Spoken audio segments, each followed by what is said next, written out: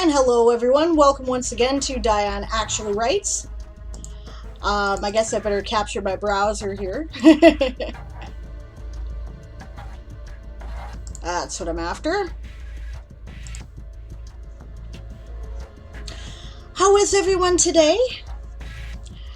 James first in the chat, as always. Hello Rowan, hello Emily, hello Charmy City, good to see you guys. Yeah, hello Daz, always a pleasure. The gang's all here. Tired, but weekend is coming soon, says Emily. Yes, weekend is coming. Yep. Is this the actual rights or chats and sometimes rights? This is, well, we'll see. We'll see. Today I don't have any major projects that I'm in a panic to get done, and that tends to mean that and I'm kind of between projects, so I may wander a little. Let's just be honest. Rowan's better than yesterday. I got enough sleep, at least last night. That's great. James says, I seem to pause my writing as I seem to be paranoid that my articles will be prompts in 2 months' time.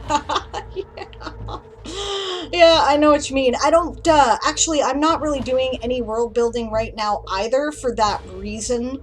I'm intending to finish stuff that I've already got going on, like finish my one-shot and finish the rank articles that I was working on, and that's it, right? That's all I'm going to do for now until summer camp comes along for that reason.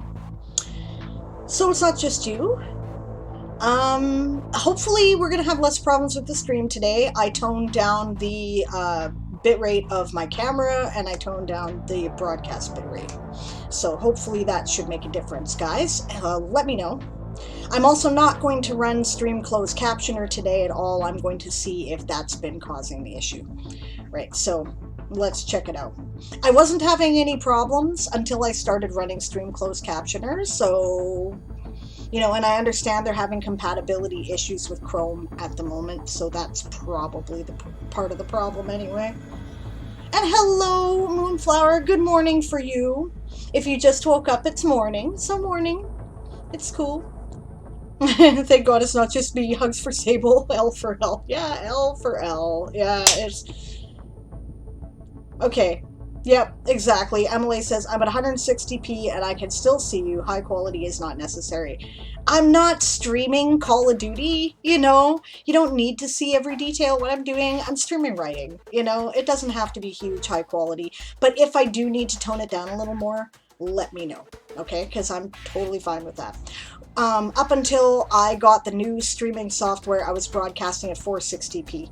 Right, so it could go down more. I think I've got it at 768 at the moment. So, let me know. Rowan says, I know Barbarossa has been starting a bunch of 50-word max things to have on hand for summer camp. That's a practical way to handle it. Get a few stubs ready, and then you can use the stubs for the prompts. Good thinking. There's some good prep stuff. Yeah, even Call of Duty don't need that kind of detail. Doesn't anybody remember the first consoles? I'm at 432p? Oh, well, okay, good. Maybe I did dial it right down then. I intended to dial it down considerably. I wanted to be, you know... My system struggles on the high broadcast capability. I don't want anybody else to do that. And yeah, I'm not doing anything fancy, so it doesn't matter. You don't have to see every pore on my face, you know what I mean? It's really not necessary, so... Still looks good? Okay, thanks, Moon. Good to know. Good to know. Sable looks like a Roman mosaic at 160p. That's fine, whatever. You know, I'm not that vain. I don't mind. It's really okay. I can still see her eyes, so that's good enough for me. That's the important part. See my expression, right? Rowan says, my internet is grateful because it means I can run my laptop and not do chat on laptop and audio on cell. Yeah, that's kind of a pain. And hello, Bob. Good to see you. Welcome. I'm very excited, speaking of which, since Bob is here, a little reminder that on Saturday, do not miss it, we are doing the World Builders Roundtable Adventurers Forge stream. So I will put that in the chat for you again. It will be here. It will be starting at noon, approximately, Pacific time, so 3 p.m. Eastern, noon Pacific and 7 p.m. UTC, so 8 p.m. in the UK. And we are going to be world building an adventure and the world around it live for you on stream. Right? I'm very excited. We're going to be together. It's going to be me, RPG Dinosaur Bob, Aaron, Kahuna the Elder, and DM Stretch. I've been looking forward to doing this for a very long time. I'm really excited about it. So, you know, I've scheduled 5 hours. It's going to end when it ends, right? So, 1 p.m. Edmonton time. Yep. Yeah, GMT +1 during the summer. Yeah, 8 p.m. in the UK. Yeah, absolutely. So, like, you know, come on out and, you know, participate with us. Tell us what we're doing. Throw your suggestions in the chat. We'll world build based on, you know, your ideas, and, you know, you can help us to shape it, and it's going to be a lot of fun. Right now, we've had 33 votes. I'll show you, because I do have that up. A little sneaky peek. So it's pretty much a given at this point that it's going to be somewhere between oppressive and bright. It's going to be so a lot like our own world. There's going to be good stuff that happens and bad stuff that happens, and you can defeat the evil, but probably not forever, right? It's going to be generally, you know, yeah, it's, you know, gray as opposed to bright and dark, right? For a while there, it was neck and neck with the industrial age of steam and medieval level technology, but medieval has pulled ahead, right? So if you want to change that, then get your buddies to vote or vote yourself. I was leaning, if it was going to stay head to head, to combining the two, and I'd come up with ideas for how to do that, so that would be fun. But whatever you guys want to do is fine by me. And low magic. Magic is rare and hard to cast, or takes a long time. And fantastic magical creatures and multiple sentient races is what has taken the lead, guys. So this should be, you know, it should be a great time. It should be a great time. Emily says it's mandatory to put silly suggestions to force you to make them work. You know, I think that there should be a little room for humor in a world. I don't think you should ever take yourself too seriously. There should always be just a little bit of camp, just a little bit of fun stuff. You know, like, right, everybody loves the Avengers. Everybody loves Buffy, right? What do they do well? They do that, right? Even stuff like Babylon 5 will occasionally throw some camp in there, right? You know, and people like it. It's fun, right? It's part of the fantastic genre milieu, and, you know, I don't mind. I just don't want everything to be Bodie McBoatface. I don't mind the occasional Bodie McBoatface, because that's how people think, right? That's totally cool. Emily says I voted futuristic, I think. Excuse me. Bob says, yes, you can make us use steam trains built by gnomes and run by unicorns. There are some ideas I had. There's okay, my friend Kat Rambo has written a series called the Tabat series. And she has this really interesting steampunk, magic punk world. Right? Like, I said to her, I read the first book, and I said, your covers are bullshit. You need to put a severed unicorn head lying on a cobblestone street with a steam engine going by. That would capture your world. Right? So that could be done, right? The steam trains could be powered by unicorn blood, like, you know. We could do that. We could do that. So, lots of fun, right? Daz says, medieval punk. Yes, exactly. Yeah, Emily was like farthest away from medieval. And then Emily says, rule of cool. Yeah, rule of cool. The rule of cool must always apply. Things have got to be fun or it's no fun. Yeah. I haven't seen your matchmaker article yet. I have so, James, and it was cool. I think I did anyway. I'm pretty sure I did. It was cool. Okay. So we're already like 20 minutes in. Why don't we get started? Today what I'm going to work on is I'm going to be doing my Patreon updates with the written serial chapters that they are owed, because I'm behind on that. And then I'm going to probably just do some casual editing with either To Know Your Enemy or Brothers in Arms. My main editing for A Few Good Elves is done, right? If I keep fucking with it at this point, I'm just gonna wreck it. So that's it. I'm leaving it alone. And I'm going to, I don't know, I might work on my timeline a bit. It's going to be a very casual stream in terms of my work. What are you guys working on today? Let me know. All right. Yeah, Bob says, oh, I'll get started on the sprints. Bob says, no, I meant a unicorn sitting in the locomotive cab. Well, hey, why not? Right. Emily says, I startle every time I hear gnome pronounced in English. What are you doing to this poor G? Ignoring it? I haven't showcased it yet. That doesn't mean I haven't read it. Grandma got run over by a unicorn. Yeah. Exactly. Yeah, Irish Rovers classic filked. The horn is used to steer, says Emily, referring to the unicorn. Bob says, with the striped hat tugging on the whistle cord. You bet. Emily says, no idea what I'm working on. Procrastinating probably, though I still have 5 costume articles to comment on. That's awesome. James is researching military stuff. That's also awesome. I'm gonna fire up my thing here. Figure out where the hell I was. Okay, yes, I'm on chapter 2 is what I have to do from here. So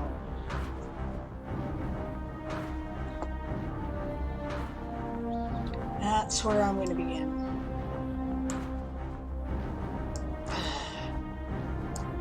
Up the wrong side. It's a bit of a gray day here today. It's raining against my window. So I actually opened the window, the curtain.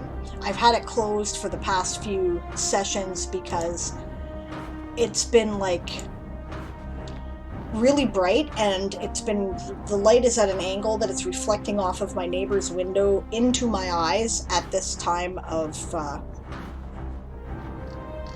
day. So but it's a gray day today, so we needed a bit more light. I think this is called Shooting Gallery, this chapter. Yeah, that's what it's called. Okay.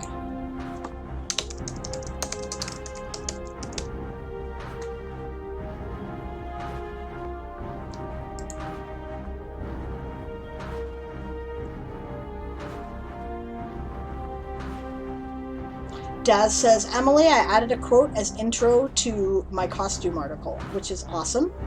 Emily says, the quotes are going to take over World Anvil. Quotes are always fun because they break up the standard text. Hello, Calyatan. Good to see you. How are you? I'm glad you could make it. By the way, closed captions are not working. Thank you for letting me know. I know I asked you guys to tell me, and I appreciate that. I've decided I am not running with them today, however, because I was having a lot of delay problems yesterday, and I'm going to see if this is the cause. The recent Chrome update did something weird to the way the program is reacting with Chrome, and so I'm thinking it may be the cause of my issue, and so I'm going to see if it is, right? So I'm working on getting another closed captioner. I've already talked to Rabbit Candy Void. He's using something that he installed, and it seems to be working for him. Kahuna appears to be using the same one. It doesn't seem to be causing them problems, so I'm going to try to go with that. Bob says, I've been fighting with, the new generator stuff. Cool. Daz says, I hope it fits. Speaking of her quote. Oh, and she got all her minis. Awesome. Yeah, you guys are just backing me up explaining that, But I specifically asked Calyatan to tell me, and he's been very good at telling me, and I really appreciate it. Speaking of which, Calyatan, you have an article in the queue for a showcase. This is not the day I typically do showcases, but I don't have a big plan for what I'm doing today, and I have no pressing deadline on the stuff I can work on stream. So do you want me to make an exception and do your showcase? Let me know. That'll be the only one, by the way, just to, make sure it's because I owe it to him and it's backlogged. But Emily says, I was watching great documentaries earlier this evening about the unsavory parts of Paris during the time period of my stories. That's going to make great articles, hopefully during summer camp. That is cool. Paris is a neat place. Many times in history, it's been a center of a lot of countercultural movements. In the 1920s, it was a haven for LGBTQ people. There's so many different, and that kind of tradition has been going on for a very long time. So I'm interested to know more about that. Daz says, I put some of my stimulus money to the game Hate. Not to play it, but for all the monster minis. That's awesome. If you want to do it, do it. Okay, I'll do that for you, because why not? Because it's a backlog and I owe it to you, and that way, that way it's done. And I'm sorry for starting my stream late yesterday, right? Because I don't recall seeing you, and I'm sure it's probably because I started late. I just, I had a could not wait errand that I had to do with my mother, so... Namely, she had to replace her bank card, right? And that couldn't wait, so I had to go do it. And my mom's mobility is now quite limited, so that took a while, right? I'm so glad I've had the practice with Aaron's accident and limits on his mobility that he experienced for a time. I can drive a wheelchair like nobody's business, so it actually didn't, I'm kind of prepared, and that's a good thing. Daz says, I shall be painting for ages. That's excellent. Okay.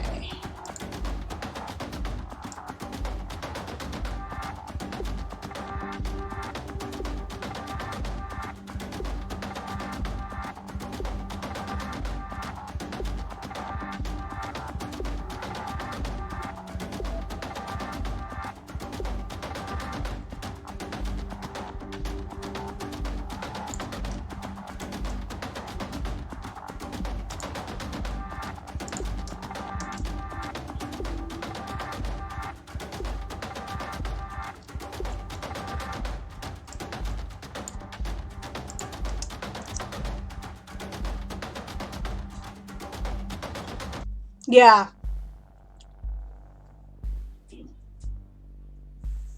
True story there, Rowan. I know the experience with Aaron and the accident stood me in good stead when my father was in the hospital dying of cancer for 8 months. Yeah.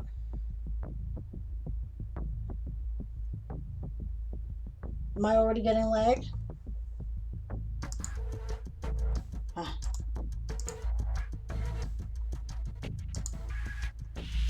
I could shut down Discord.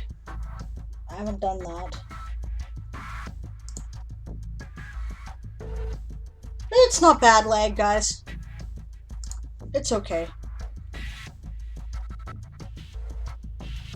Compared to Aaron, getting my dad in and out of his wheelchair was a breeze. Yeah, no doubt. Same thing with my mom, and it's because she's less heavy. Let's just be honest here.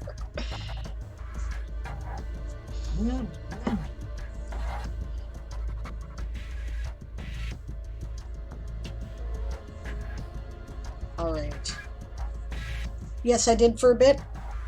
Okay, I appear to have about a 10-second delay right now, which is acceptable to me. So, I shut some other things down just to make sure. That's probably when I was scrolling through my Word document. So,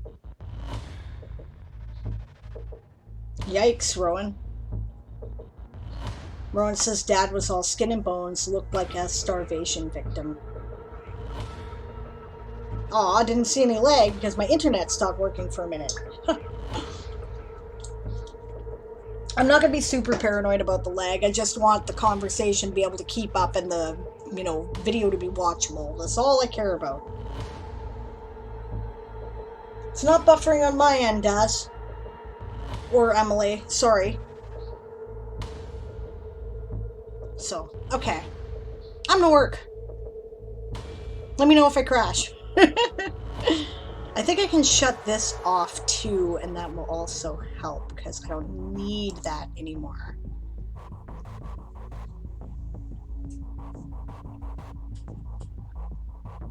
My plan, by the way, for Saturday is I'm going to have exactly 2 tabs open.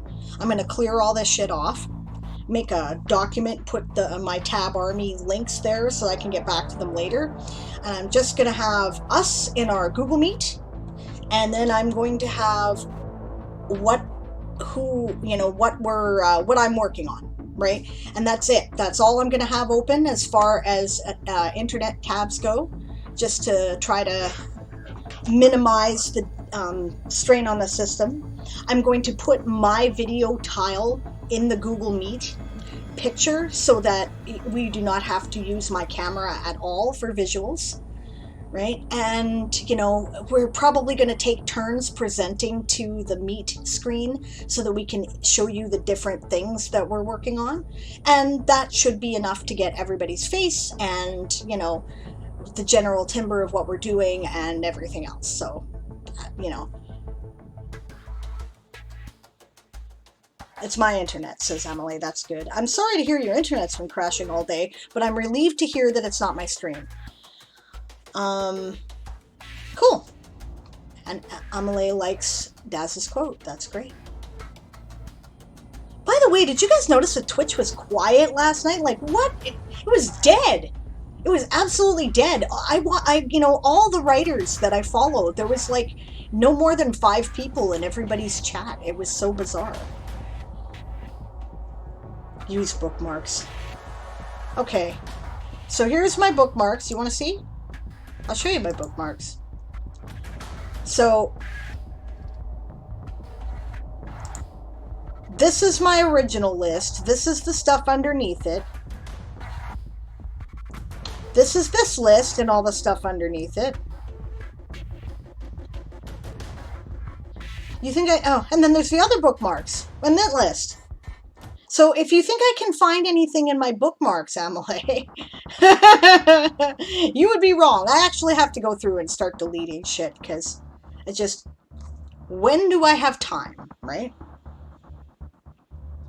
Rowan says, recovering from the long way. Yeah. When you say your tile, what do you mean, says Bob. Okay, you know how when you're looking at Google Meet, you see all the other people except for you?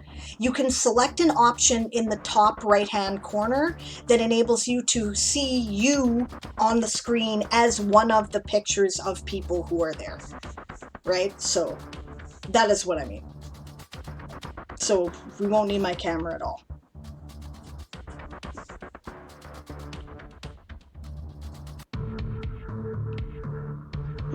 Emily says, that way you put away tabs to come back to later and they disappear in the ether to never be seen again. Yes!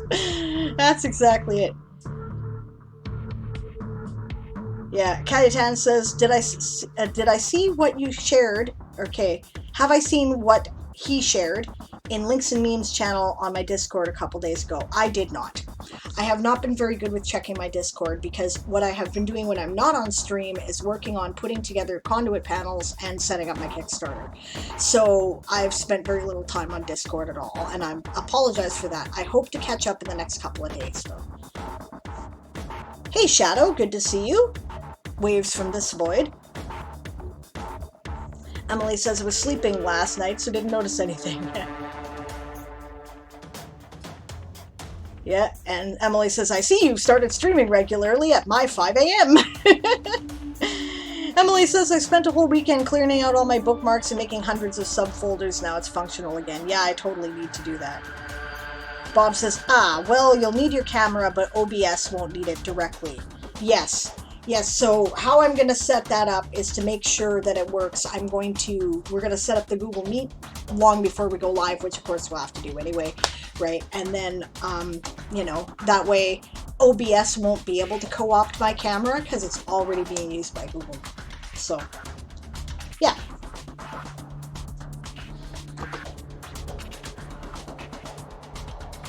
How are the conduit panels coming, says Bob. You know what? I'll give you guys a sneaky peek. This is the tab we call Panel Tetris.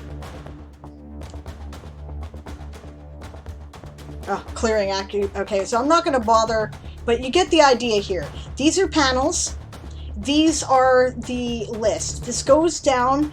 We have approximately 70 panels and presentations to set up, which is exactly the right number, because if we're going to have 3 separate panels available for you to go to for, assuming they're all 1 hour, for the 24 hours of programming over the 3 days that we said we were going to do, right, with less on Friday and Sunday and most of it on Saturday, right, then we need 72, right, to fill all that slot. So we've got a full set of programming. Anything here, that's the sprint, by the way. Anything here that has a dark teal with white font and it goes off the screen for up to 5 people per panel, although most have about 3, right, is someone that we have confirmed and, you know, we're absolutely sure they're in, right? So yeah, it's coming really well. You should probably see some information about that over the next couple of days to a week. We're going to be sending around an email where if we don't have a full panel, we're going to say, do you want to sign up for this panel? Do you have any expertise in this field? And once the options have been filled, that will disappear off the selection form and nobody else will be able to select it. And that way we're not going to end up having to do juggling again. So we're getting there, guys. It's really almost done. And actually, it's going to be spectacular. There's so many great panels. We've got something like half a dozen own voices panels. We've got like all kinds of stuff about the writing business, about, you know, details about the writing craft. We've got people demonstrating different methods of outlining. We've got people who are going to be like doing, you know, conversations about getting involved in writing communities on Twitch, right? There's a Game of Tones panel, right? There's a Nano panel. There's like, you know, it's better than I could have hoped for our first year, right? It's gonna be amazing. I'm so excited about it. Right? But beware, there's gonna be problems, right? Because this is the first time we've done this. There will be technical difficulties. We do have backup plans in case there are, but they will exist, right? It's not like we've personally seen everything that every person who has suggested a panel is planning on doing. So some may be better than others. That's pretty much what you expect at any convention you go to, so I'm not terribly worried about it. But if anybody is a problem, you know, let me know, right? And then they won't be invited back. Right, and yeah, but you know, I'm you know, there's a streamer package we've put together that we're going to release pretty quick where you can set up your streams to look consistent. If you are going to stream for Conduit, we have one request. You know, we're not insisting that everybody use the streamer package or anything like that, but there will be a consistent format to put the title of your panel somewhere on your stream page so that people know they're in the right place, and also so that people know they're in the right place. At minimum, we'd like you to use the Writer's Conduit logo on your screens, right? Just so that people know that they're where they're supposed to be. There is, however, a whole thing like they do for Summer Camp and World Ember. However, if you want it, I will be using it. So.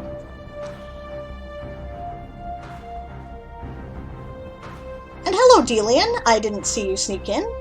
You've been lurking since the start. Welcome. Always glad to see you on your evening. How was your day? Emily says, I've already started adding too many historical reference tabs in the same file, and it's becoming too much. Rowan says, the Discord beings are all behaving, and I have been keeping on top of it. Thank you, Rowan. I appreciate that. I asked Rowan to kind of take over there for me for a couple of days so I could catch up on my backlog. Moonflower says, I've been needing to sleep before Shadow comes on, too. Yes. James says, a tiger growls in the tune of Tetris. Yes. We were singing that to ourselves, too, while we were working with it. It was so fun. We even commented about how there's a version of Tetris you can play, but it doesn't have the music, so then, like, we have to download the music if we want to play it, because it doesn't sound right. Cayetane says, to me, basically, I was angry at Twitch for making a category pools, hot tubs, and beaches, while writers need to use categories not dedicated for them. That is bullshit. That is bullshit. Why would they? That makes no sense at all. If you're not going to give us a category, why the fuck do they need a... Sorry, okay. Shake my fist. Okay. That's a Twitch, by the way. Oh, geez. Emily can't read anything on the stream. The colors look pretty, though. Any dark fantasy panels? Not yet. No, I don't think there will be this year. There's no specific genre-based panels. We didn't have enough people sign up for that. It's sort of a more broad stuff that's good for a variety of areas in the craft, but there is stuff like believable world building as a panel. That's back to work, by the way, the growl. Emily says, can we skip to the end of June already? I want Conduit and summer camp. No, because I am not prepared. I need the time. Delian says, day has been good. Got lots of planning done for the move and bought the plane ticket. Excellent. Do you want a dark fantasy panel? Yes, but I think at this point we have to close the doors. We've closed the sign-up form on Google now. We're a little overwhelmed. But definitely put it down for next year, because hell yes, I would love a dark fantasy panel. I even know a couple people I could ask to be on it, actually. There's a very successful Amazon writer, an indie writer who's very successful on Amazon that I know, who is local, lives in Kamloops. He would be perfect for that panel as well. So that's great. Yeah. No skips! I am also not prepared for the move, says Delian. Okay, I'm getting back to work. After this next sprint there, Cayetane, we'll do your showcase.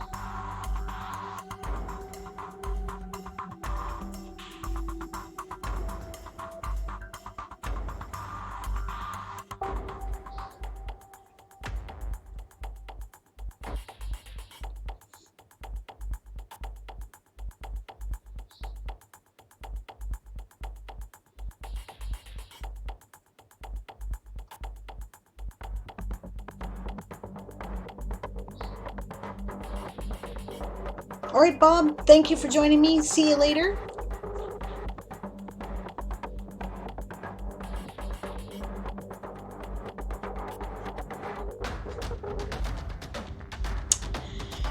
Truth. Cayetane says, Sable, about the category, I think that the three-letter word starting with S and ending with X sells better than writing. Don't try to convince me that it isn't that. Yep. I'm sure you're right. You know what I'm kind of hoping, actually, Cayetane? I'm hoping that when this Conduit comes together, with us all streaming under the special events category, that we're going to get enough attention from Twitch that it'll realize, holy shit, there's a lot of writers on Twitch, and there's a lot of people who watch writers on Twitch. Maybe we should reconsider. That's kind of what I'm hoping. It just might, you know.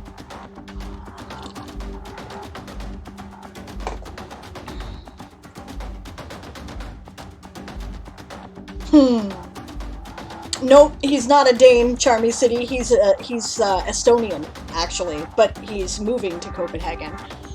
Yeah.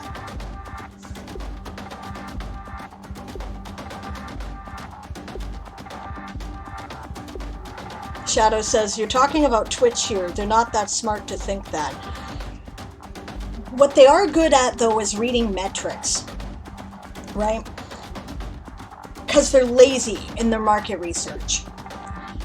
But one thing that this conduit, this might do, the convention, is create an audience of some 50 to 100 plus people, right, that are going to follow the streams around all day and get them all together in one place.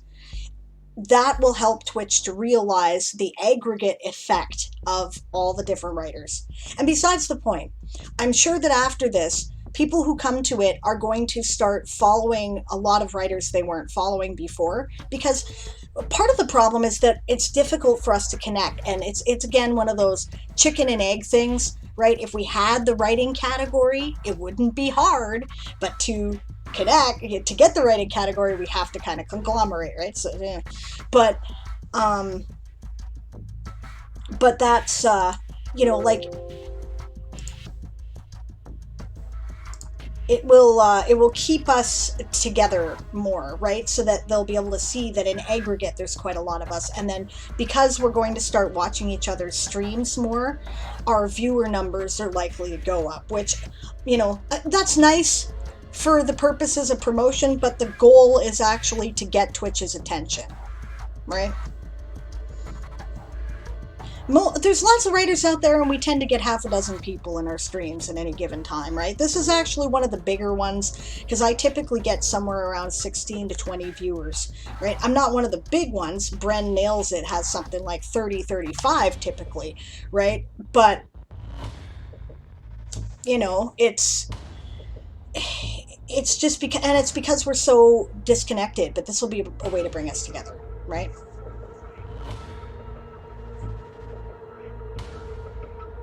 And speaking of which, it's still a quiet day. According to my thing, I only have 10 viewers right now. You just never know what's going to happen, right? Maybe everyone's saving up for Saturday, which I don't blame them for.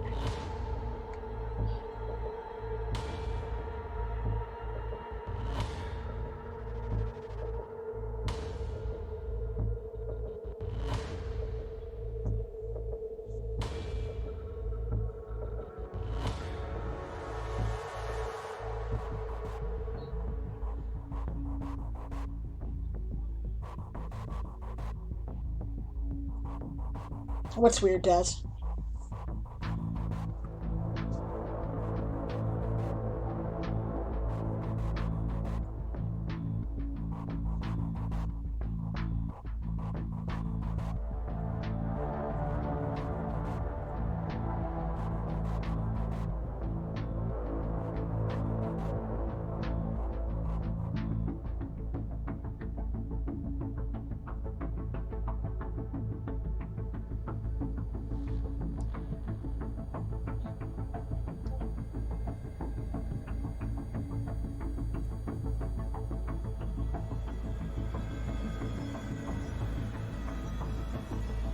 Shadow says, I'm currently working on what you suggested to me last night, adding a new section to my article. Awesome. Oh, just looking at the minis, says Daz.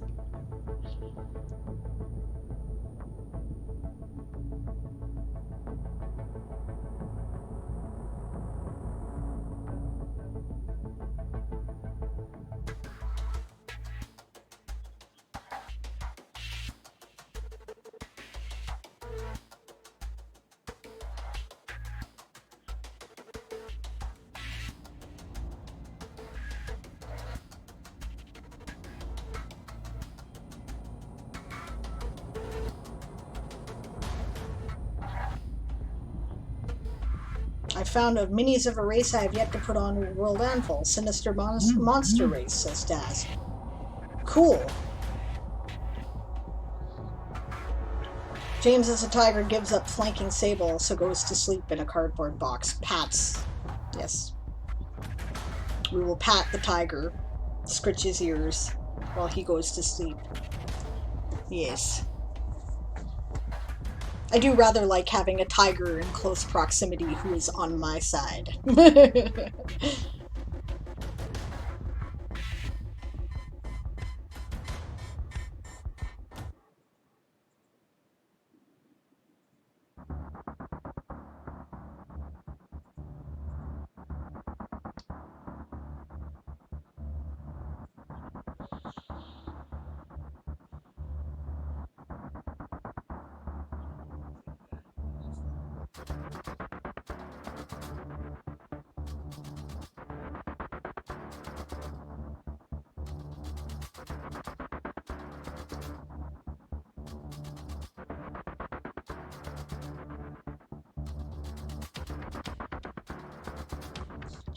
Shadow pets the tiger.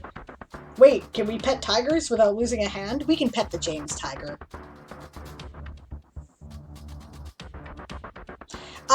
True fact, by the way, there were a couple of panthers that were a fixture at West Edmonton Mall when Aaron was, young man, teenager, kind of, late teens, early 20s, right? And their names were Punch and Judy, and it was his job to play with them and take them for walks through the mall. And they were apparently very affectionate. It doesn't matter how big the cat is, they're all just cats. They all act like cats. Go watch some videos on YouTube. You'll see tigers playing with gigantic balls and, chasing watermelons around. And it's really, it's really adorable, right? Just remember that your house cat could, if you were house cat size, could rip your face off just as easily as a tiger could rip our face off, right? So.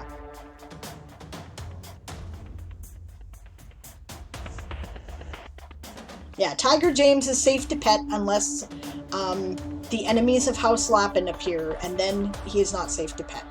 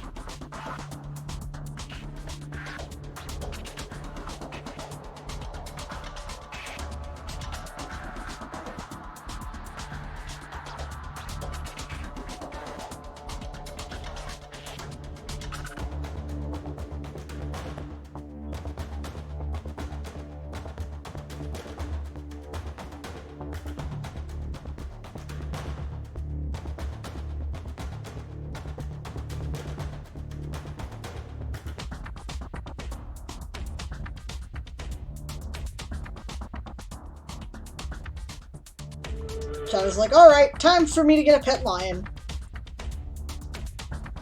James as a tiger flinches and says, where? Then realizes Sable needs it as an example. That's right.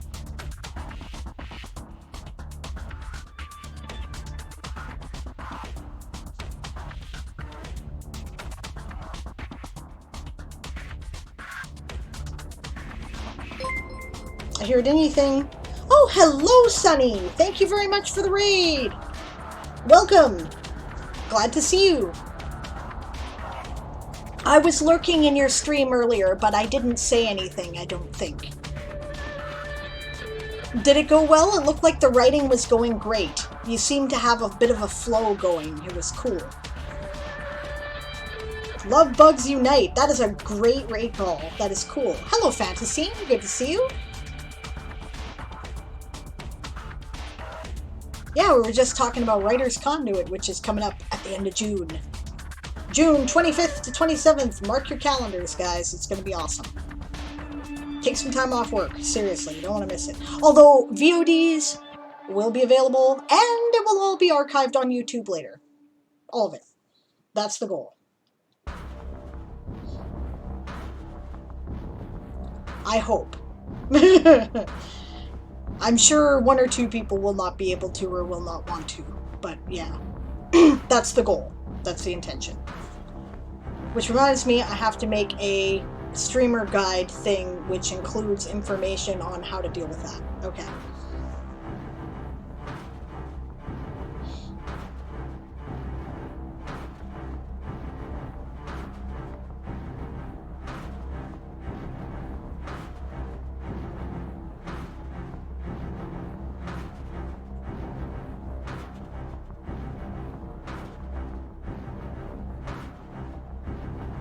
Fantasine says, I seriously need to make sure I make it on that. Kept meaning to see if there was any way I could help out. We're kind of at a point now where we've shut down the Google Forms sign up, so probably not this year. Maybe you could serve as volunteer mod if you wanted to do that, a chat mod.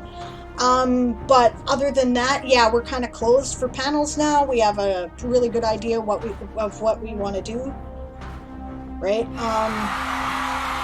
That's the sprint.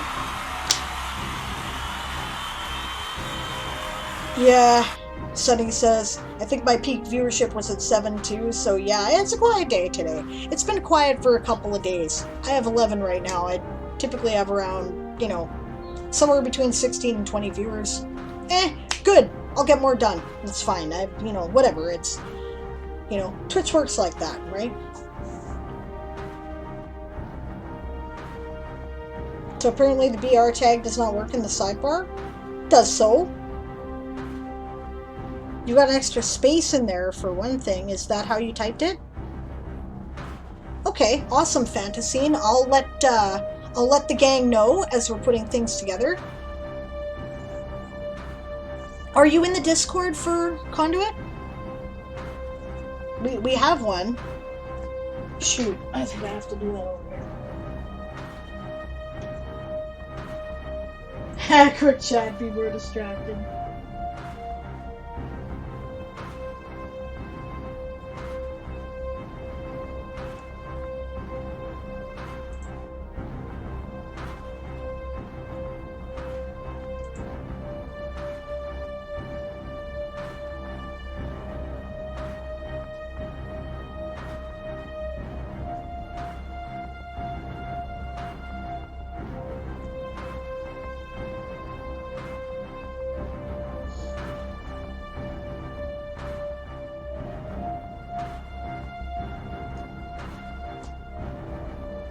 Wait, Conduit has a Discord? Yeah, it does. Just a second here. I don't know why I don't have... Oh, I'm gonna alter my MooBot, like, right now, by the way. A total of 84 minis that came, Daz? That is amazing. Just ran over my fucking headphones again.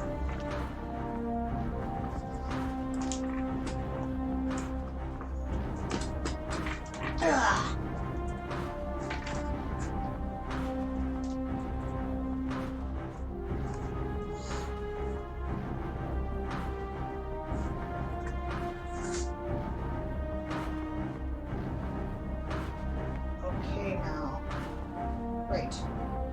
Looking for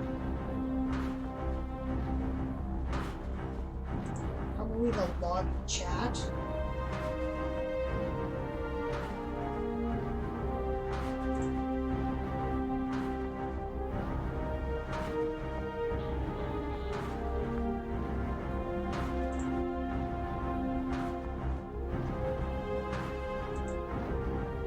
There should be a permanent link, but I think I can remember.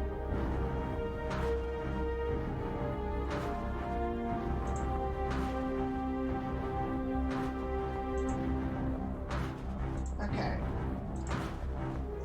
So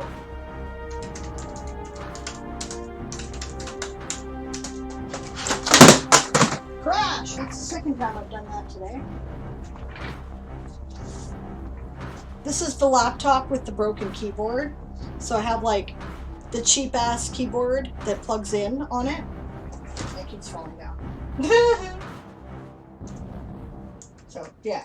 Alright, so there it is. If you guys want to check out the Discord. And like I said, I'm going to edit my MooBot right now and put that in the Writer's Conduit message because I've got that on a timer. There's no reason that can't be in there. What are you doing? There we go.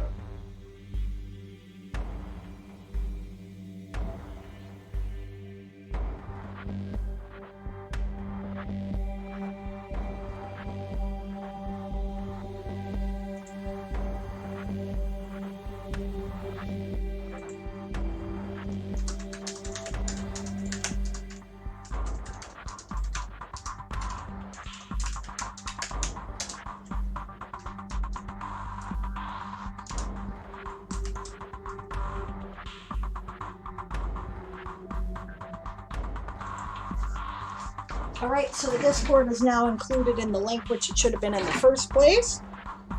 Yeah, no worries, Fantasine. Should have done that earlier. Alright, that's to get back to work, Grell. I am going to do Cayetan's showcase. Because I know he's got to go to bed pretty quick, so...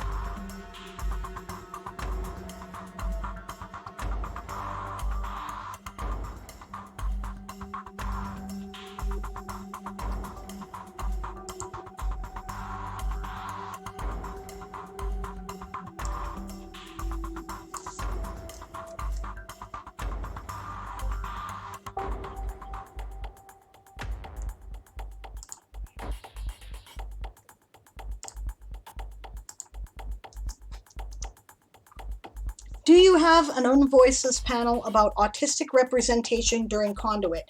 Pretty close. What we've got is an Own Voices panel on neurodiversity in fiction, right? So everybody on it either has some form of neurodiversity, right? We've got people with an autism diagnosis, we have people with a PTSD diagnosis, there's various mental health diagnoses, right? And I'm the panel host, right? It'll be here on my channel, and I too am in the Neurodiverse Club, so it should be really good, guys.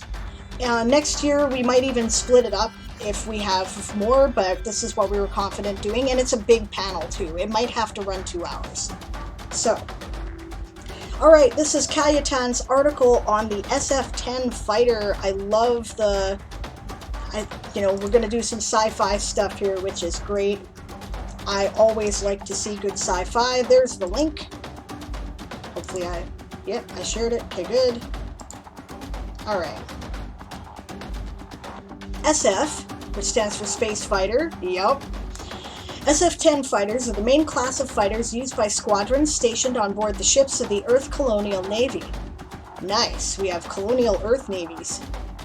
They're commonly referred to as VR fighters due to the way they are operated. Makes sense. The fighters don't carry pilots. Instead, pilots are on the mothership. See, this makes sense for science fiction. Okay, instead, pilots are on the mothership and are connected to their fighters through VR sets. The goggles display all reading from the fighter's sensors and show a virtual cockpit through which a pilot can control the machine using controllers they have in their hands. Such a solution was implemented because of the concerns for pilot safety. A fighter is much easier to take down than a big starship. See, and this makes sense, right? Honestly, with our current drone technology basically being at this level, why would the future not have that and not have to risk human life in these little boxes of flying, sheet metal in space? It's a cool idea. It's one thing I give a lot of credit to Orson Scott Card for, even though I think he's a horrible person. But as a writer, Ender's Game is a book that everybody should read, and there's they were operating drones, and that book was written back in the 80s. So yeah, or in the 70s or something. Okay, so yeah, makes a lot of sense, Cayetan. I approve wholeheartedly. Propulsion. I mean, that's what all the training is for now, right? That this is how pilots are currently taught to a large extent, right? I mean, we still have jet pilots and fighter pilots, but more and more things are going drone, right? You watch the Ender's Game movie? Yeah, they did a pretty good job of representing the technology in the movie, right? The storyline wasn't entirely, like it's a movie. It was a pretty good adaptation, but yeah, that's one of the things they did really well. Okay. Oh, and good night, James. Thank you for joining me. Always a pleasure. Lapin for life. I will see you on Saturday. It will be great. Okay. Propulsion. F-10s aren't designed for independent traveling and are equipped only with sublight plasma engines and small maneuvering thrusters. They provide the fighters with enough speed and agility for combat encounters. Weapons and armament. Fighters are armed with 2 plasma guns capable of firing rapidly. They are located in the short wings on both sides of the craft. Makes sense. Additionally, the fighters are equipped with a small railgun in the front. They also have the capability to carry bombs, but they are equipped only if they are needed. And thank you for, not making the technology of firearms too extreme, Honestly, a railgun would work just fine in space. Puncturing your hull makes air go out like whoosh, right? So, Sunny's having a good day. Stabbed herself with a pen. Yeah, good graciousness indeed. Kit says the book is so much better than the movie. Yes, it is.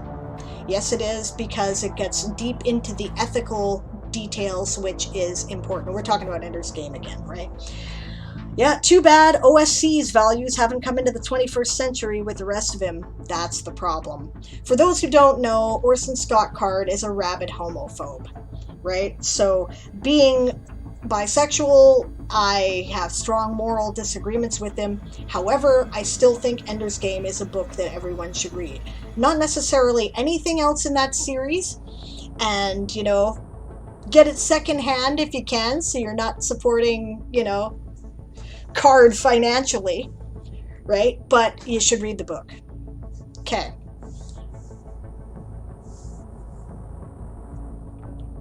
Especially in the modern age, actually, you should read the book. Okay. Additional and auxiliary systems. Every SF-10 is equipped with an AI, which serves as the co-pilot. That's sensible. It can perform evasive maneuvers without the pilot's input. Maneuvers, this is spelt in a hybrid way here. Maneuvers. You need either to add an E after the O and then RE in order to make it compatible with British English, or you need to take the O out to make it compatible with American English. Okay. Yeah. It can perform evasive maneuvers without the pilot's input and can offer aiming assist.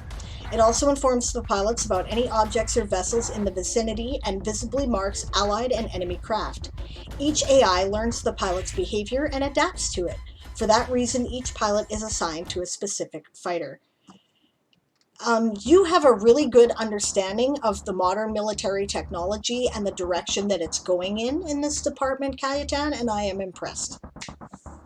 Nickname, VR Fighters. Manufacturer, United Republic of Earth and its colonies, which is also the owning organization.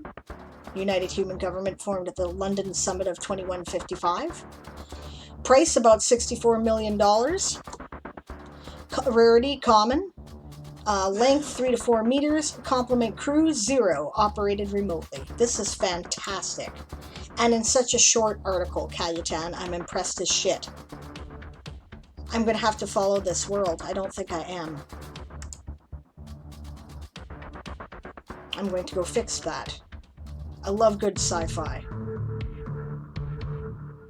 Modernized Star Trek. The year is 2370. Earth and its colonies are part of an interstellar federation of many species. Everyone is living in a utopia. Hunger, disease, and poverty have almost been completely eradicated. However, there is something looming in the darkness. And we have well-designed fighter craft like that. That's great. I mean, obviously there's some problems. Followed. Thank you. Thank you for sharing that.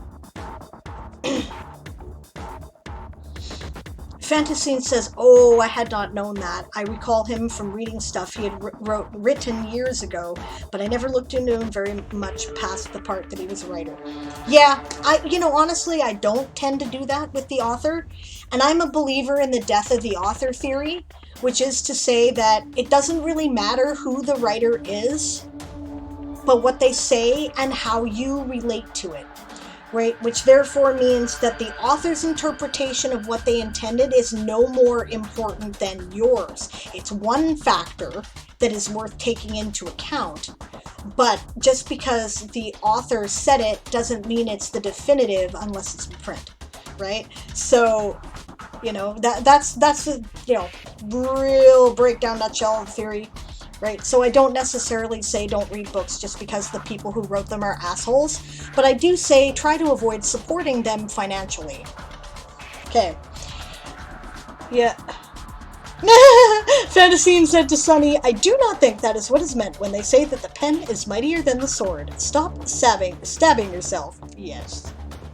It's funny. Kit says, "I really idolized OSC. He was my favorite writer for a long time. Terry Pratchett overtook him for me somewhere in the 90s. I stopped following?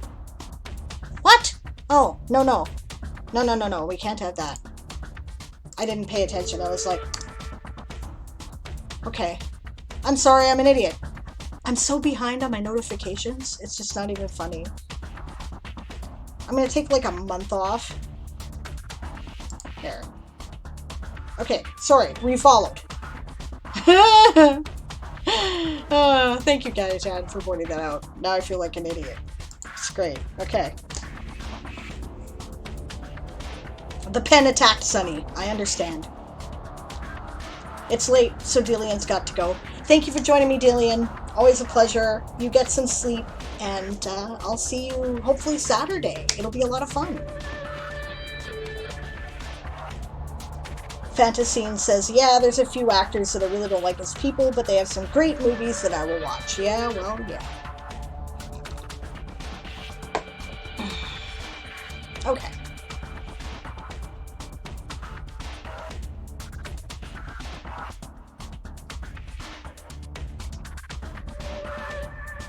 And Kayetan has to go too. I knew you would have to go soon, and that is why I did the showcase now.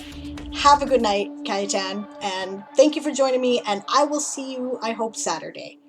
Because that is the next time I'm going to be on, and it's going to be a hell of a good time. I am so excited about it. I've been looking forward to it for months.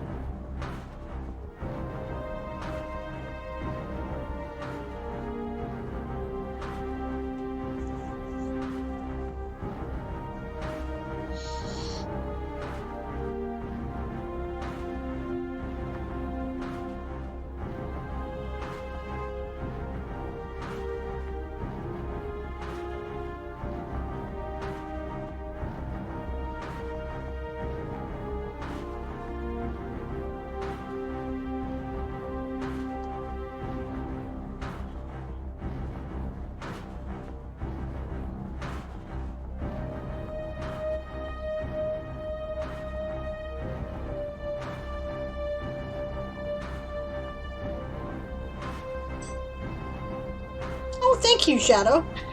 Shadow says, oh, I like how you rate the accents. Writing accents is something that is hotly debated in writing circles, by the way. Some people are like, do not write accents, because it just confuses people. And also it can be insulting, which is true, right? But I try to put a hint of the accent in, because I think it makes the dialogue more real, right? Without making it so obscure that you can't understand. And I like doing that, right? Because, I don't know, I think it makes it live and breathe, right? I also don't generally worry about proper grammar if it's between quotation marks. People do not talk with proper grammar, so I do not care, you know, like if they're talking, why should I be concerned about proper grammar, right? So I do worry about it outside of the quotation marks, though. And it's just my style, my take on it. Other people are going to make different decisions, right? And I'm not saying anybody's decision is wrong. That's just my feeling.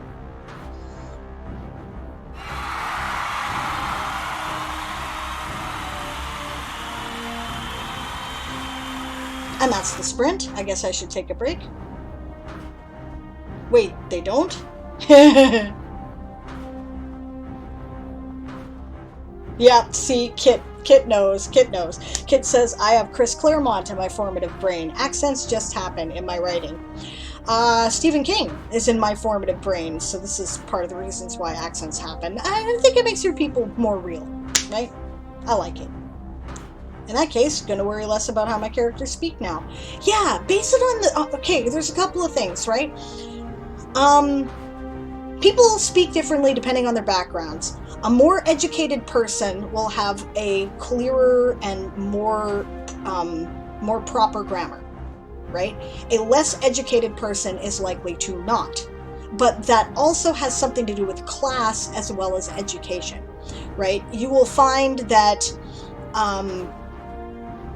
I speak in a weird combination of blue collar and academia, right? And that is because I am a blue collar girl, proud of it, right? But I am also well read, right? So I'll use improper grammar, and then I'll throw in words that have, you know, people have to ask me what they mean sometimes.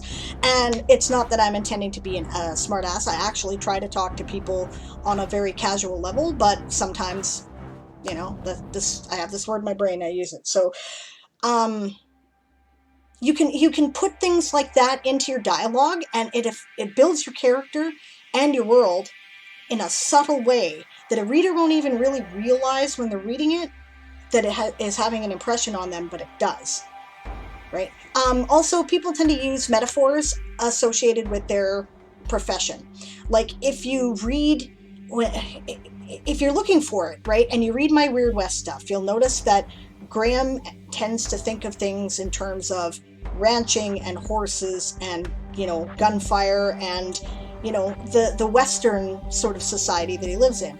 On the other hand, Shondar, right, who tends to be more vulgar in one thing because he's a Marine, right, also tends to think of things in terms of, you know, knots and, you know, sailing expressions and, you know, astrophysics and space, right? And you know, and it's kind of incorporated into the text as I'm writing their point of view.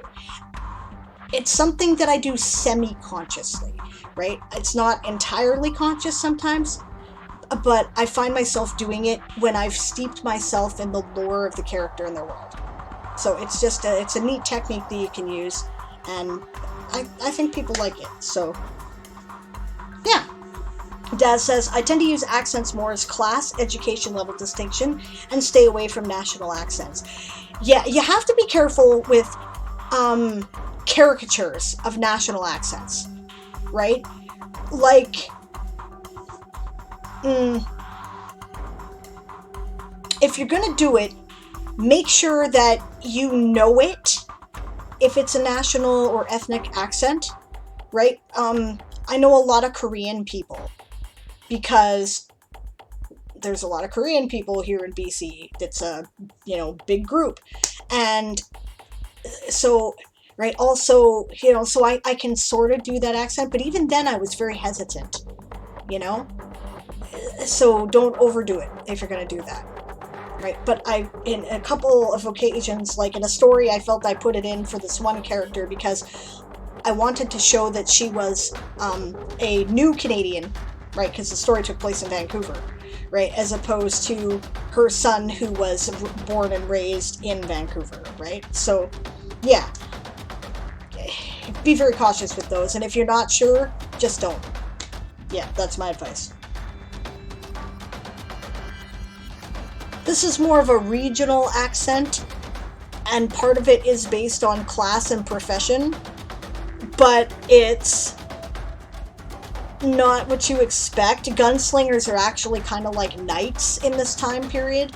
They tend to be relatively wealthy. It's an indicator of a higher class, right? Woodhouse is from England, and he is a Cockney, right? So, and that's the get back to work growl. I didn't realize we were on a break. Sorry, guys. Kit says, a lot of my favorite comics, books, media from the end of the 20th century have not aged well. See above. I know, right? Sonny's getting coffee and food. Okay? Hopefully we'll see you soon, and if not, we'll see you later.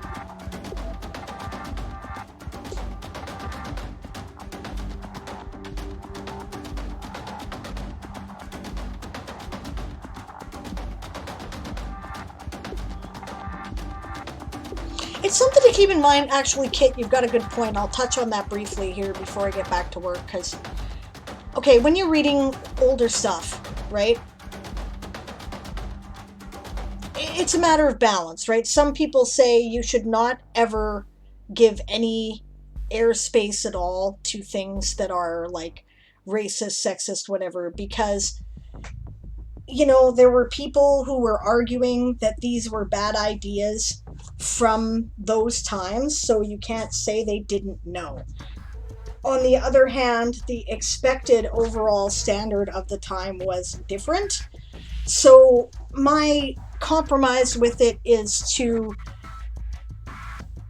take it with a grain of salt, be aware of it, point it out. If you're going to review the book, mention it, you know, talk about your feelings about it, but does that mean you shouldn't read it at all? Well, not necessarily. There's lots of things out there that still have value. It's just a matter of being aware, right?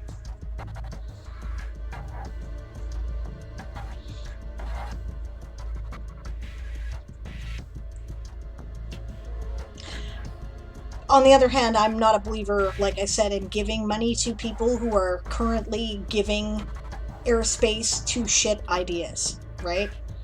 So that's a bit different. For instance, I don't buy anything or go to any movie associated with J.K. Rowling. I don't do it. The Harry Potter books, though, I really liked. You know, if I were to buy another set for somebody, I would get them from a secondhand store, because writers don't get a dime from that, guys. Not one.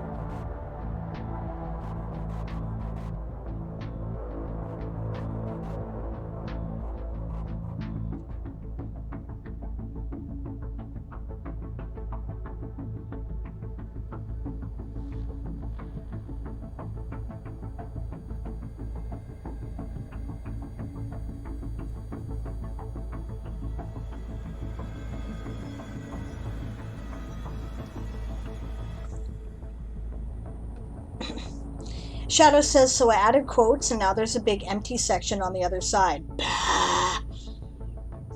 Remove a quote. Fantasine says, my mother was born in 1935.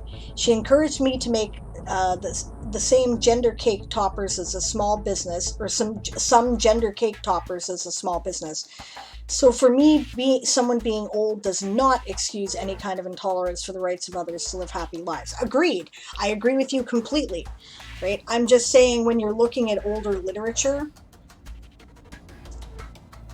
right? I mean, some things out there, you have two choices, right? And the two choices are, don't read something that has, don't read anything that has something problematic in it, and therefore not be aware of the way that this literature has influenced future literature, or read it, be aware of the problematic elements, don't buy into them, warn people about them, and take it with a grain of salt.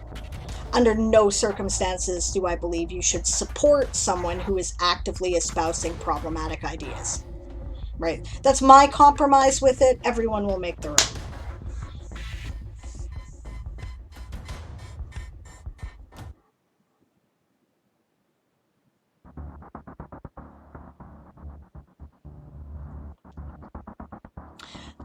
But I also think sometimes people jump on things a little quickly without realizing somebody may not have gotten the memo, right? Like, the respectful terminology changes quickly. And sometimes I have trouble keeping up with it as a 46-year-old woman who really does care to get it right and is trying to, because, like, I don't want to be disrespected, and I'm a member of a bunch of marginalized groups, so I don't want to disrespect anybody else either. I realize a lot of it's not visible, right? But it's true, right? So, I really do try to keep up, but I'm not in college, and I'm not, there's communities where that develops, and I'm not in them. So it takes me a while for this stuff to get to me. And usually I find out about it on Twitter, and usually when someone shits on my head because I've used the wrong term. Have a little patience with people, that's what I'm saying, right? Maybe they don't know if they're older, right? My mother's not on Twitter. My mother can hardly figure out how to use her email, That's all I'm saying. Give people a chance. But yeah, if they're clearly being, racist or homophobic or whatever, yeah, being older is no excuse. For sure. And hello, Rabbit Candy Void. Good to see you. I really enjoyed your stream earlier this morning. I guess Kahuna had stuff to do, so Rabbit was covering the slot, and it was a lot of fun. And how are you? Well, let's see.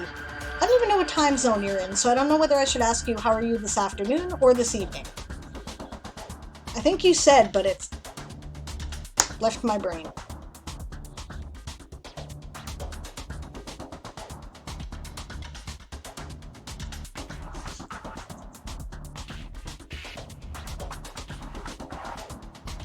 Oh, EST. So how's your evening going?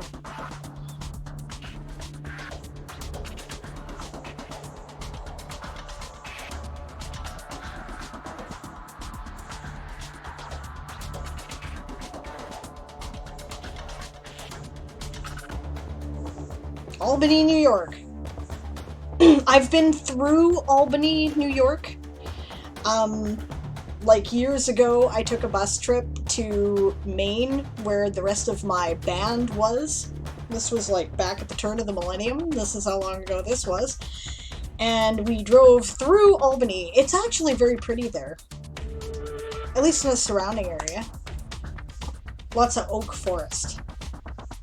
But that's what I know about Albany.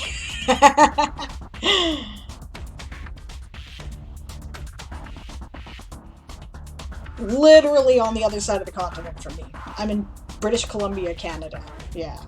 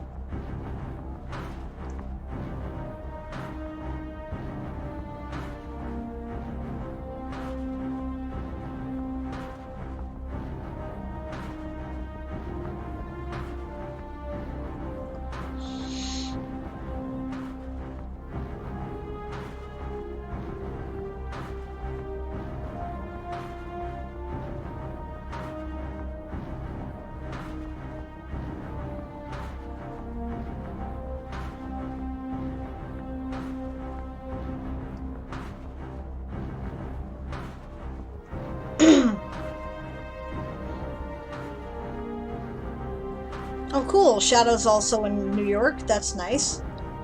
And your challenge article looks done, but you feel like it's missing something, Shadow.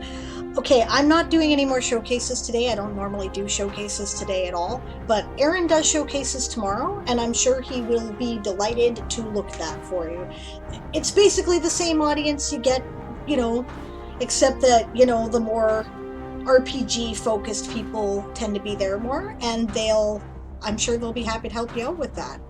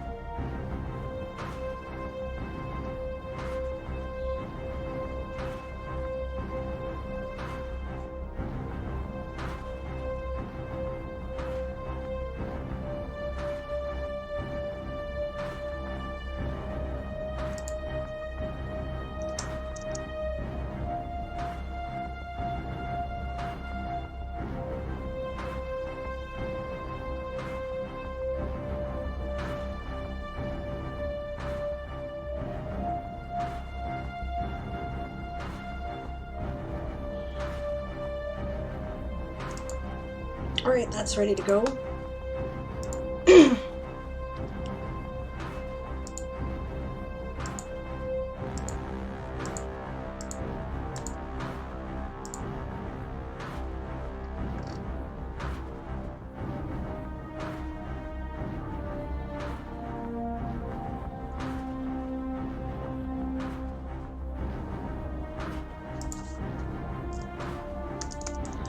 Well, hopefully I'm still logged in, because if I'm not, I'm going to have to do this later. I am logged in. Good.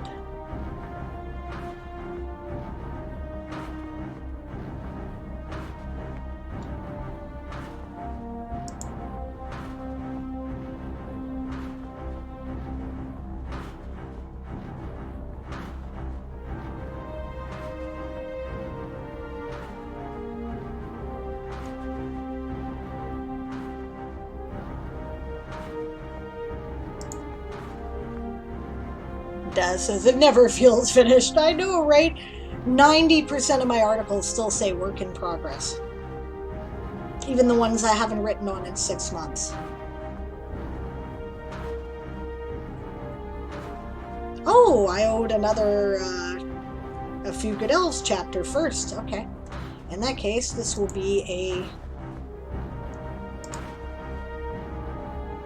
delayed post for tomorrow.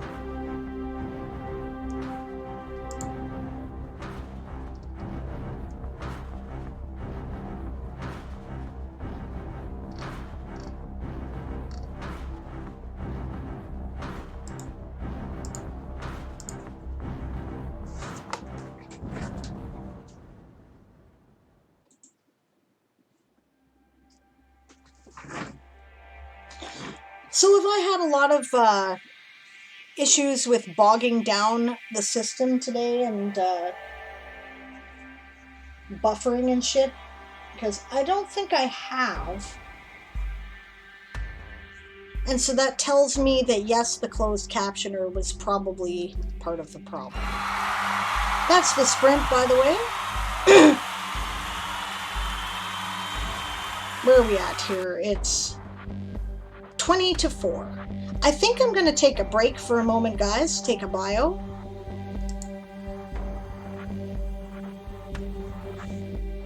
It's been running well? Okay, it's been good, says Daz.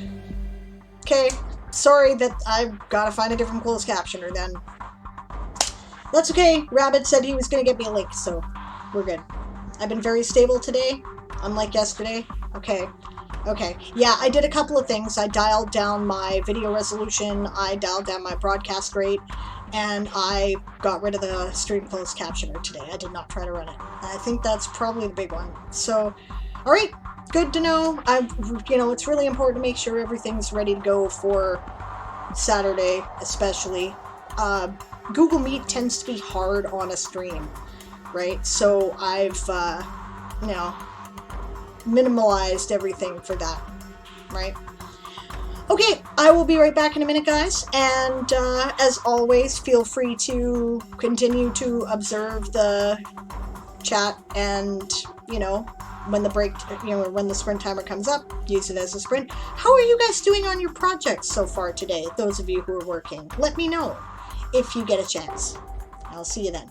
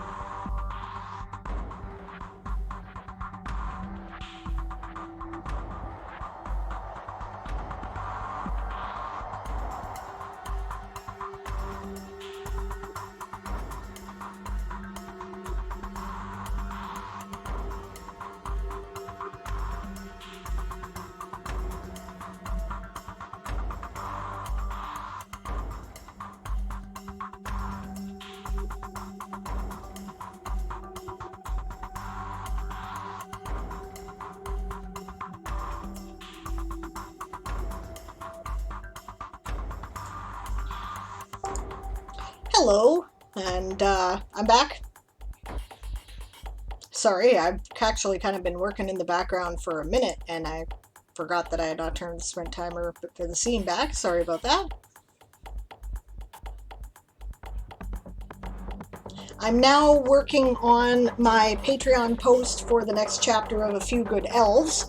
For those of you who are on the Patreon, by the way, we're getting close to being done. This is chapter 39 that I'm posting this week, which means that I'll be done within a month and a half. And it'll be time to move on to the next book, so I guess I better get editing it, huh? That's the sprint, for those of you who are sprinting.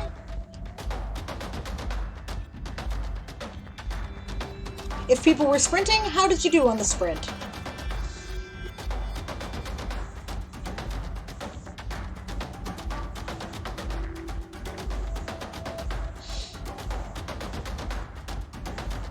Daz has some very good advice there about world building. Right, also was amused by the fact that your dog loves the rattle of minis dropping into a box and is therefore trying to help. It's hilarious. Rabbit Candy Void says, I'm trying to pick the best place to start in building my world for gameplay. Daz says, honestly, Rabbit, start with the story. Build the world around what you need for that story. It will inspire more and more new world things. And then summer camp, just go all in on the prompts. Worry about where to place the summer camp articles later. I still have some of last year's articles waiting to be placed. I still have to do that too, and thank you for reminding me that I would really like to get that mostly finished up before I start this year's summer camp. So that is going to be my priority for world building, probably on Sunday. So, thank you for reminding me. Rabbit says, that is my struggle at the moment, finding the start of the story. I have so many ideas. Yeah, I hear ya. Daz says, start with the bad guy. Big bad evil guy wants something. How does he plan to get it? Questions that lead to minions, base of operations, lair. Then, how does the party get involved? Do they hear of the plot and must thwart it, or are they hired to deliver something, but it's the thing the bad guy wants? Do they need to get the someone first, race versus minions and the bad guy? Is it a mystery they must solve? Is it a mix and match of those? The answers will lead to more and more world building. Yeah, that's generally true, right? I say, okay, for me, I say start with the conflict, right? A story doesn't happen where everything's fine, right? If everything's fine, there's no story. The story comes when something is wrong. What is the problem, right? Is it something good is messed up? Is it that somebody's not happy with what's good for everybody else? You know, there's lots of things that can, create a conflict, right? So, yeah. Think about, for me, I start by thinking about areas where shit goes awry, right? My very first campaign world, oh, hello, Eli, good to see you, good time zone to you too, how are you? Okay, the very first campaign world that I started building is a world called Draconia. You may have heard me mention it a couple of times, and I still think there's enough cool things about it that it's worth keeping. Draconia is actually now incorporated into the Toy Soldier Saga universe. It's a planet that exists there. The Illyri, which were my first created player character race, also exists there, and they do some spacefaring. So, but it has its own history and shit, so I'm kind of waiting for Child Worlds to come out, and then I'm going to start world building on Draconia, right? Not that I haven't done a lot of world building already. I have years of this shit. It's just that it's all in spiral notebooks. Okay, and, scroll maps and shit. Okay, so, alright, so what I started with was my Illyri, and they came out of a dream that I had, probably from reading too much Anne McCaffrey, right? And then I went, okay, so what would be the problem with these people? And I thought, well, what if they were in conflict with the humans? And then I thought, okay, so why would they be in conflict with the humans, right? So I've got this whole history of, fighting with the humans and going to create their own nation because they were a second class, like a lower caste in the human system and poorly treated. And they believe that their deity saved them from, being oppressed, so they're a theocracy now, which makes them assholes in turn because now they want to go conquer everybody else. And this has created, there's lots of things that are good about them, but, they got flaws too. And those are places where the conflicts are, right? And that's the get back to work growl.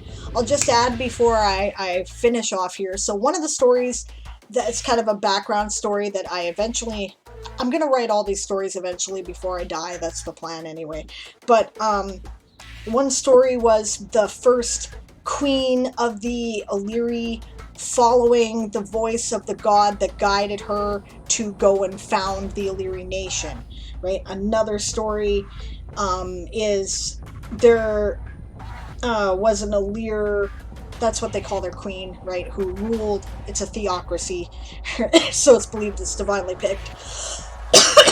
She's got to establish her nation when she doesn't come from the typical background that the queens tend to come from, so there's a powerful aristocracy, and there hasn't been an appointed queen for a long time, so, fighting to create that stable kingdom, right, is her story. And then I've got a later story about her son who is at odds with the theocracy and the sort of social castes of the different wing colors of Illyri, because they all correspond to different dragon types, and chromatics don't tend to be well regarded, and he turns out to be a chromatic, right? So those are places where the conflicts are, right? And so those are places where the story starts. And all of these also have been incorporated into RPG adventures. So, and then later on, there's another story about the first male Illyr in a long time, which is its own thing. It's like, it's like when a queen comes to power in her own right. There's often issues with people who take exception to that, and gender prejudice, and having to deal with all that. So there's another thing. Eli says, lies, Sable, you're going to be like me, with books you couldn't finish before you die. Aren't all writers like that? I mean, I'm sure that's true.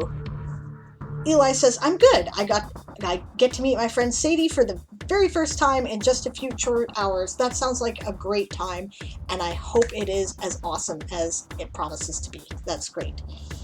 I love meeting my online friends in person, too. That's always really nice. So, okay, I'm getting back to work.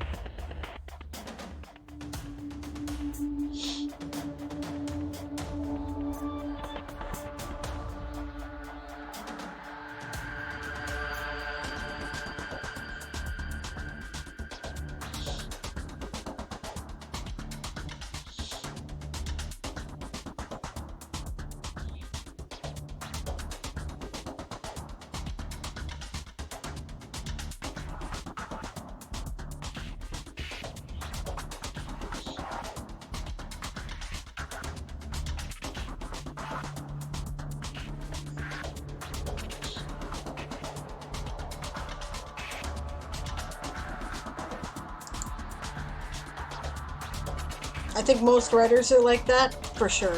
Yeah. Hey, Tolkien died with shit he hadn't finished.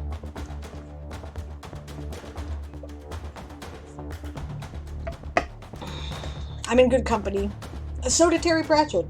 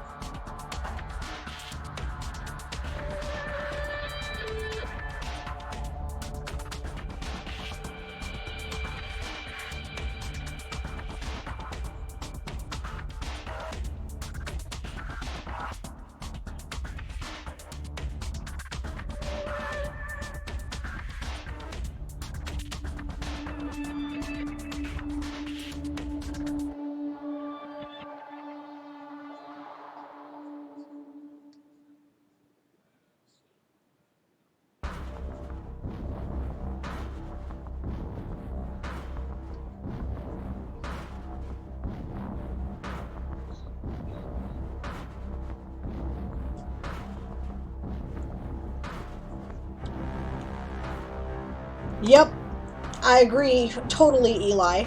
Eli says, I'm gonna have my surviving kin go the Sir Terry route and bulldoze my hard drive when I die. Um, you can, yeah, bulldoze my hard drive for sure. That's my plan, right? Or burn it with me if you're gonna cremate me. Yeah. I don't want any of my stuff,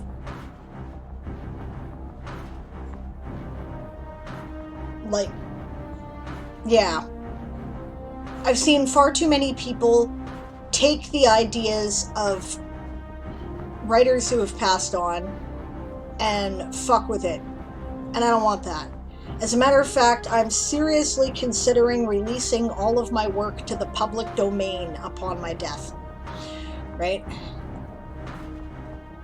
If you want to do something with my world, if you are inspired by what I'm writing, that is the sincerest form of flattery I can possibly imagine.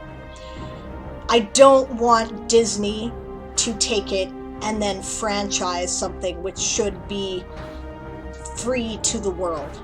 You know, I've seen too much of that. You know, this has happened already with Star Wars. This has happened with Star Trek. These are cultural myths. They should be free to the world. You know, the Avengers will get there, right? Like they're pretty close. It's not right unless you can be assured that your descendants are going to handle it well. Like I think Tolkien's descendants have handled it well, right? Maybe you shouldn't let anybody have it. Or rather, you should have let everybody have it. If I ever become that famous, you know.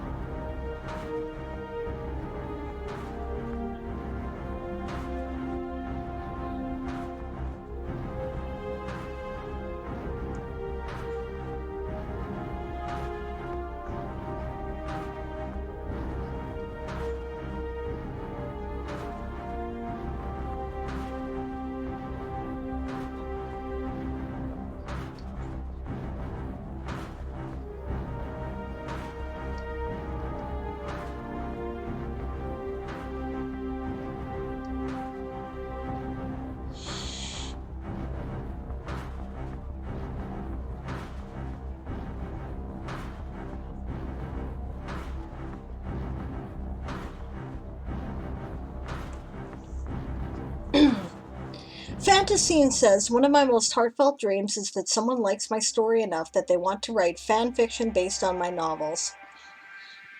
Yep. I kind of fear traditional publishing because I'm not sure how a traditional publisher would feel about me saying, write all you want, let me read it too.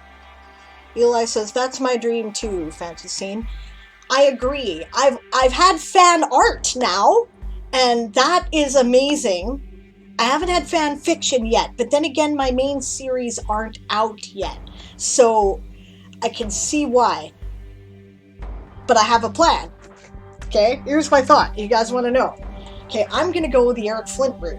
Now, for those of you who are unfamiliar, Eric Flint is a writer who is one of the very few left-wing types who writes at Baen Books. It's not important, but what's important is that he has this universe called 1632, right? And what happened is that a city in the United States that's in the modern era ended up back in time in the middle of Europe in 1632 with all of their modern technology, right? So, and then all of the, so it's sort of alternate history, right? And then it's all what comes out of that, right? Well, Baen Books has been smart, and one of the things they have is a dedicated forum that's been active since the 90s, right? And people discuss the books and the universe there, and they debate about the feasibility of different technologies and, you know, this and that, right? And they started writing fan fiction about it, right? So what they did is they put it to work. Right? They created a magazine where they'll publish fan fiction, right? And if they think, you know, that you're a good writer, then Eric Flint will work with you to create something that then becomes canon in the universe. It's fan fiction written by a fan, but with Eric Flint guiding and editing and, you know, making sure that it actually kind of stays within the framework of the universe. And then they publish that and they split the proceeds, right? And I'm like, this is just a much more sensible way to go. So my plan is this, right? If you've got fan fiction, you want to write about my universe, right? If you don't have to show it to me, and I'm not going to go seek it out if you wrote it. And if you want to go publish it at, Voice of Our Own or, AO3 or, whatever, go ahead, right? And I'm not going to go there and I'm not going to look at it. Right? If you want me to do something with it, send it to me. If I think that it's cool, kind of cool, right? But I don't want to make it part of canon, I will still put it on the Toy Soldier or Weird West site, right? For people to read if you want me to. Right? But it'll be in a section called fan fiction, right? If I think it's something that I want to incorporate in canon, I will work with you on it. We will go the Eric Flint route. We can be co-authors. I will split the proceeds with you, and it will be official. Or if it's a short story, I will pay you for it, and then I will publish it. Right? So that's my plan. And I'm able to do that because for many of the reasons you've mentioned, Fantasine, that is one of the reasons why I have decided to go with self-publishing and indie publishing for both the Weird West and the Toy Soldier Saga. It's because I do not think that a traditional publisher would give me the freedom to do what I see could be done with it. Right? There's other things where I'm happy to be traditionally published. I have been traditionally published several times, but this is something that is for us, right?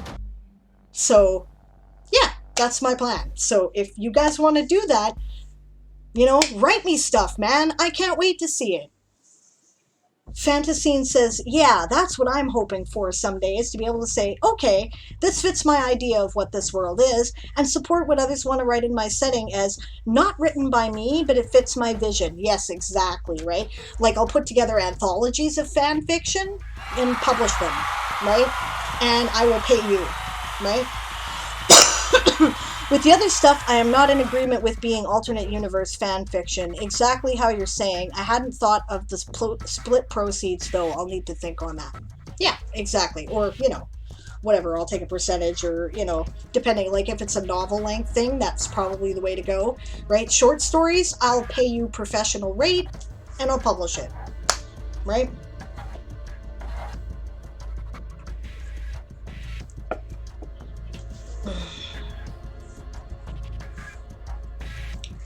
you know, and I'll do editing in that way.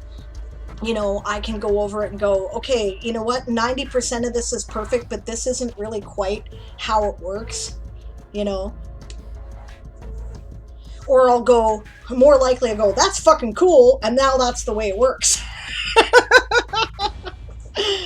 Because other people working in collaboration with you always have better ideas, right? People thinking together is always better than just one. I really think that. So, yeah, so that's my plan. If anybody wants to do fan fiction, just let me know, man.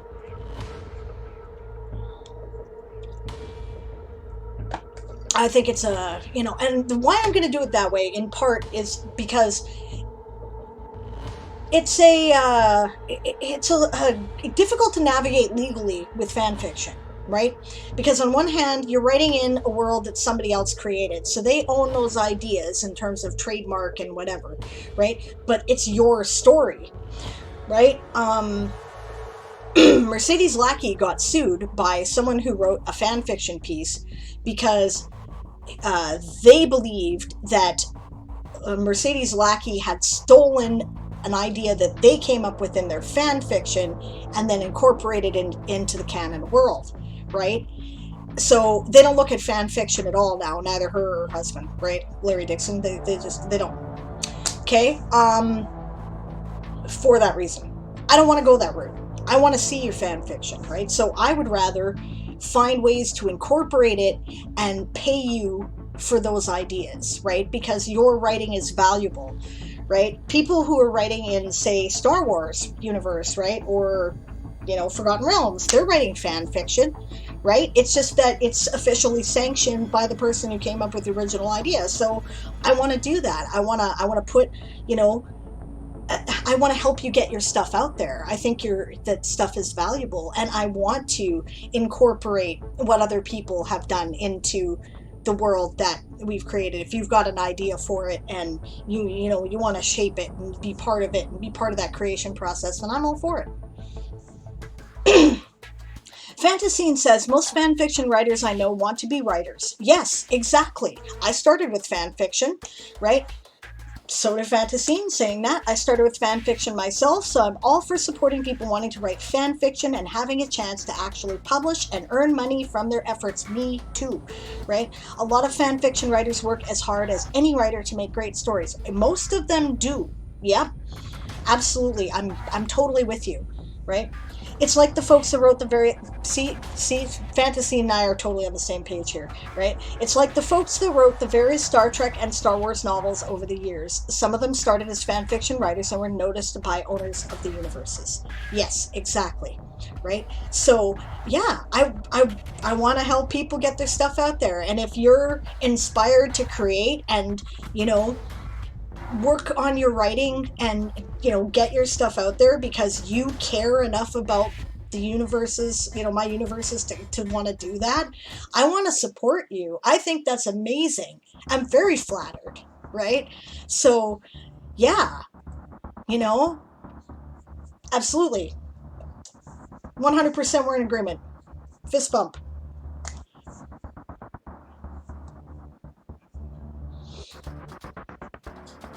Okay, I have finished going over this chapter, and there's not much I can do. Oh, Christ, yes.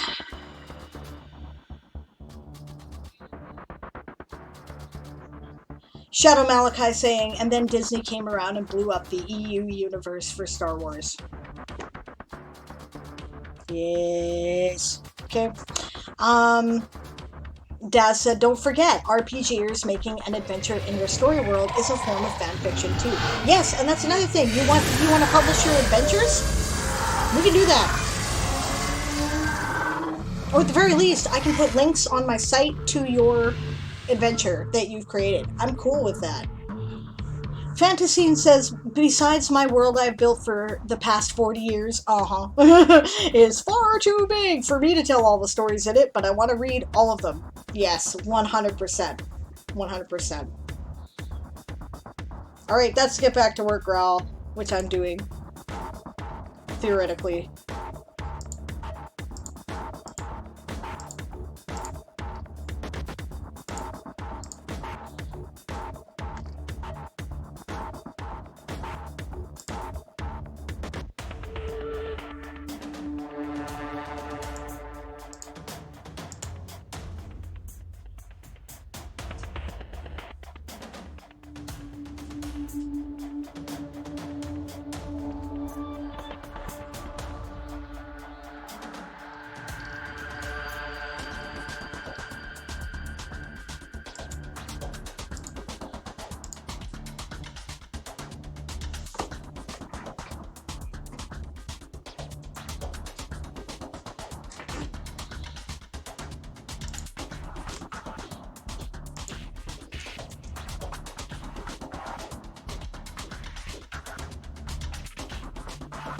Fantasy says, I began playing D&D in the 80s. I'm planning to make RPG modules and a video game for my stories. Well, this is why this is a team effort here, right? Because Aaron is a much better game system creator than I am. So he's working on that stuff, and I am working on the stories, right?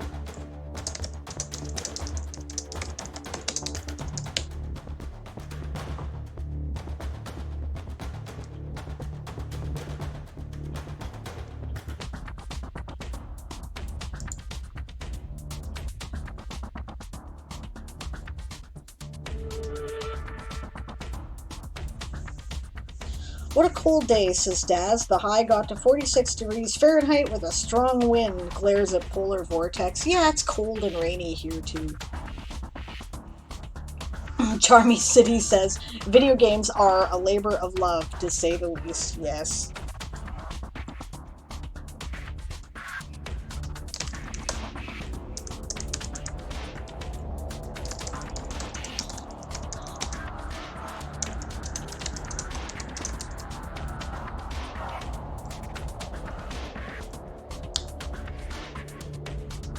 It takes a lot to make a game. Even REMP visual novel takes a lot out of you. Yeah, I believe it. I believe it. Coding. Bug checking. Rabbit says, okay, I'm looking for the type of government where the church has as much power as the king. I cannot think of the term, however. Theocracy. Yes, that is the term.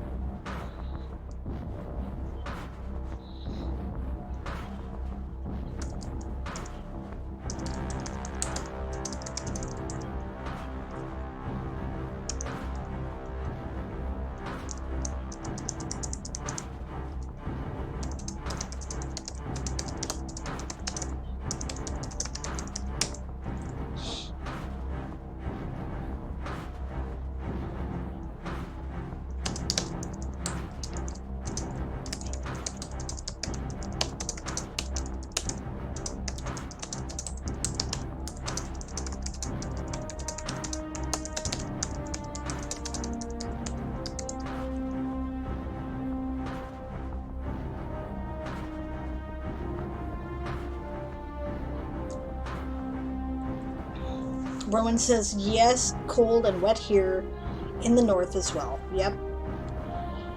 Fantasine agrees with Charmy City. They are. Having made my own in various formats, I get so frustrated at people that get upset because of glitches and delays on games. People that make them need to love what they do, even if they are looking like they're just after money. There's not a huge amount of money in it for the creators either, right? So...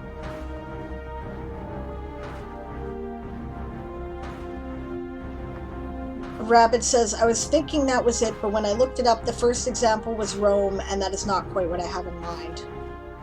I'm thinking more that the king and the leader of the church are on the same level and must co-rule, so to speak. Oh, that's interesting. Well, you know what? I have Google Foo. Let's find it out. My Google Foo is not as good as Jamie's, but it is not bad. So, let's try type of government...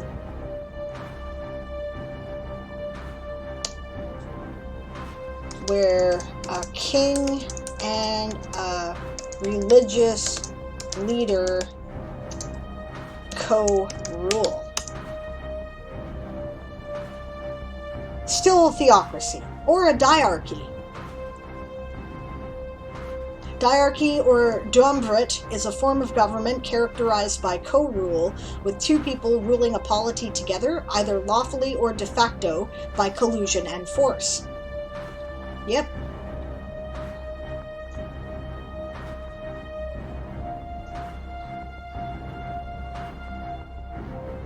Or theocracy, a type of government that is ruled by a divine being or religious texts.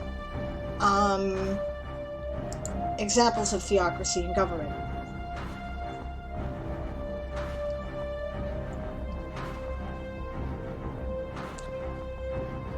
Yeah, uses the power of gods and religious texts to create laws and guide government decisions. They can have more than one ruler, like one or more rulers like religious clergy, but these rulers are guided in their thoughts and actions through one or more deities. There's no separation between church and state, therefore dissension is not allowed. The term theocracy derives from Greek to mean the rule of God. Historical examples: ancient Egypt, Tibet, China. Modern theocracy examples: Iran, the Vatican, Saudi Arabia. Government is ruled by a king and a prime minister. The ruling family has absolute power. There's no constitution. Saudi Arabia does, however, have the basic law of governance that guides justice. Those who reject the religious teachings within the country are given strict punishment. Yeah.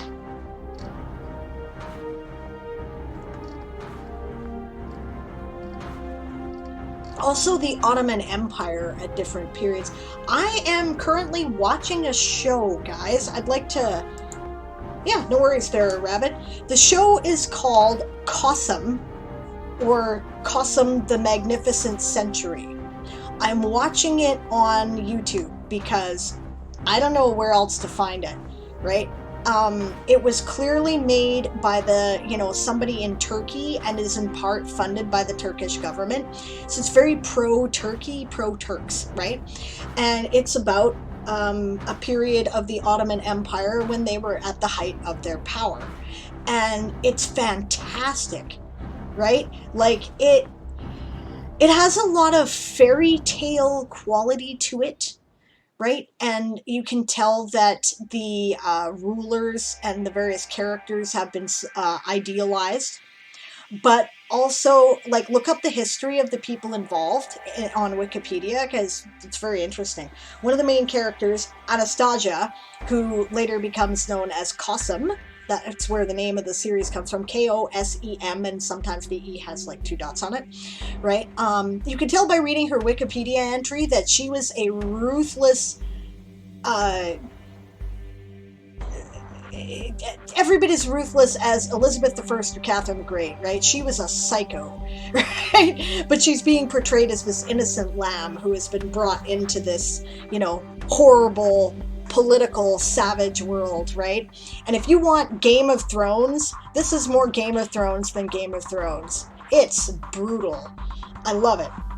Is it in English? That is the problem. No, it is not, but it has full English subtitles, right? And I think it's incredible. I just, check it out for sure. If you have any interest in, the Ottoman Empire or, medieval history, because it takes place roughly concurrent with the rule of the Tudors. So that gives you an idea of, what's going on there, right?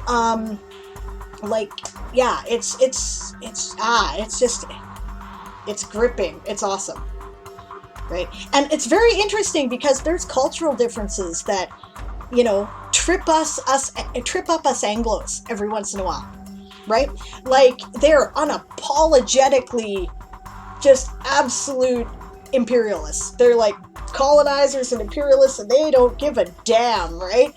It's just amazing. They randomly rename people to proper Islamic names. They don't listen to you at all if you object. It's, there's no question about their right to be rulers. It's amazing, right? Which it's just an interesting cultural perspective, right? The visuals are incredible. The soundtrack knocks you flat. Like, it's really worth it. Sometimes it's really worth it to watch shows that are English subtitled. They're made by other cultures about their culture, right? Because you learn so much, and it's so cool. Like, there's a whole series of Chinese made mysteries around a character called Judge Bao, right? B-A-O, right? He is a semi-mythological figure in Chinese history who is supposed to have been possessed of really deep wisdom. And it's a bit like watching Sherlock Holmes, only with a bit of a morality element as perceived through Chinese culture. Wonderful stuff. Really good stuff. Yeah. Jamie finds me the shit, and then I watch it. So, yeah.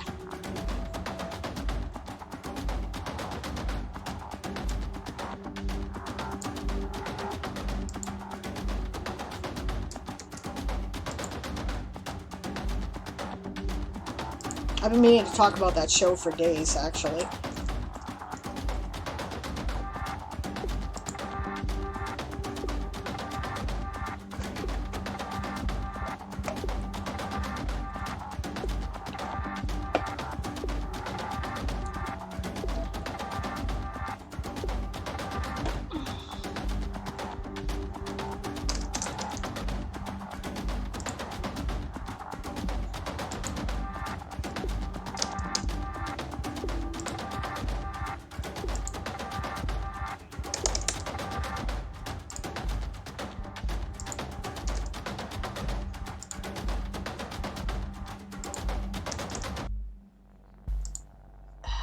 Touched the wrong thing. Pat. Yeah, those are good. Okay.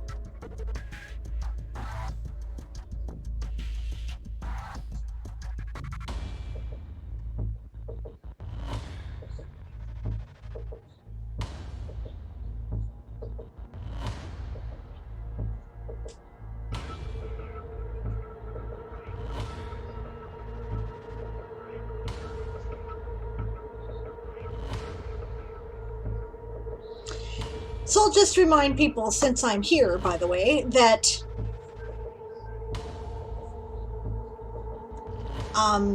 we have a new Patreon tier for $7 a month. You get access to all of the serialized fiction, all of the RPG material, a handful of extras on the side, including audio readings of stuff, which I'm behind on, but I promise I'm going to catch up on soon, right? And you also get once a month to tell Erin to design you something in the world for an RPG setting. Right? You pick in either of our universes and what system you want it for. That's the sprint. Right? It can either be for a character, a creature, an item, you know, something single like that. You know, can't say design me a whole country. No, you know, but you know, something like that, and then you can, you know, a spell, whatever, and he'll just design it for you. So that's. Figure I mention that while I'm here. Shameless plug. There's my Patreon. I'm sure you've seen the link. Dad says, I'm now imagining races for these minis. So much fun. Oh, and I found a mini that will be perfect for my half troll, half black dragon. We have one of those too. And actually is a major NPC that becomes very important later on. So that's cool that you found a figurine that's perfect for that. Wow, you have to show me, because that's neat. Because I was like, yeah, we're never gonna find that in 1,000 years, you know.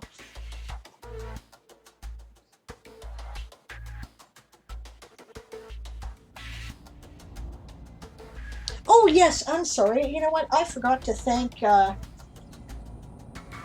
Arithros for the follow, which happened sometime since, well, between yesterday and today, because it was since the last time I broadcast. So thank you. Welcome to the channel. And if you have any questions, let me know. We're happy to have you here. There's a Discord. You know, most of the people on the Discord come from watching this channel. They're fun. A lot of good beans in the chat. Don't mind Edith's wacky sense of humor.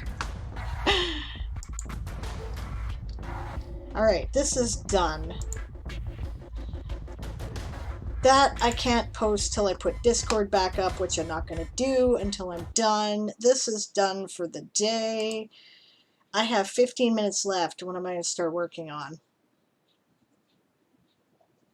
Oh, maybe I'll give you guys a sneaky peek. Maybe I will create my new manuscript. Because the next thing to publish for my patrons in the Toy Soldier Saga series, before book 2 starts,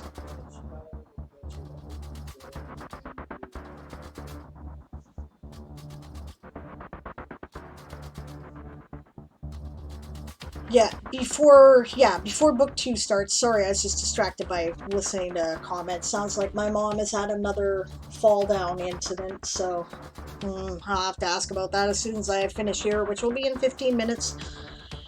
So, yeah, so, okay, so between book 1 and book 2, there's a short story called, well, it's not, okay, it's, book 2 starts, the story happens after part 1 of book 2. Right, so pretty soon I'll be starting a manuscript for that, right? And the manuscript, I don't know, I think I'm going to give it the temporary name Homefront, right? It's going to be about, like, a collection, or maybe Starseeds, right? It's about, like, it's a collection of the short stories, novellas, and novelettes that have been published in the Toy Soldier Saga, which there have been quite a few, actually. And it's all going to be in one volume, which will be the length of, like, a, you know, full-length book, right? Probably not as big as any one of the other novels, but it'll be well over 80,000 words, I think.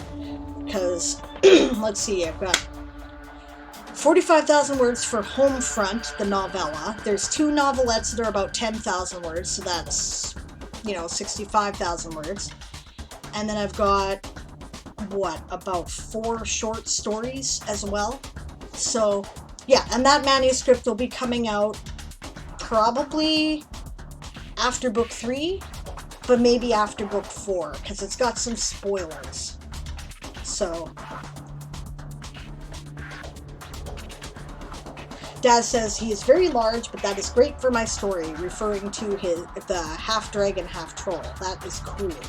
Yeah, half black dragon, half troll. You know what the bastard thing is about that? Don't rely on acid. Black dragons are immune to acid. You've got fire, and that's it. Alright, this is going to be the final sprint of the day, guys, and we're going to get back to it. Let me know who you think I should raid. Up on the calendar we have... Oh. Kahuna is cancelled today. Oh, his new gear came! Ah, he's setting up his computer. Booyah. Maybe we should do the stream on his stream. Too late now to announce it, though. Who else is up?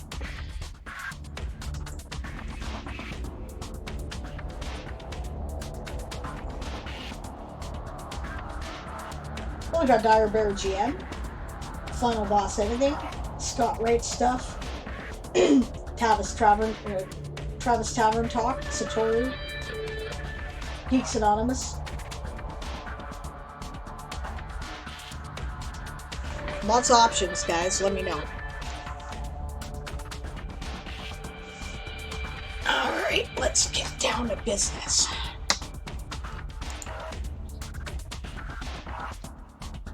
I guess I'd better start working on this. And shit, do I need a cover for this already? God damn. This is just my cover for my reference.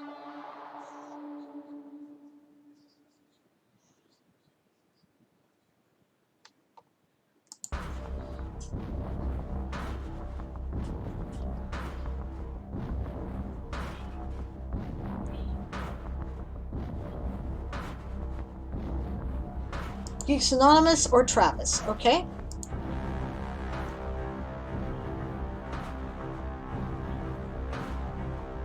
Not that I get to stick around long today. No, of course you have things to do, but that's your vote.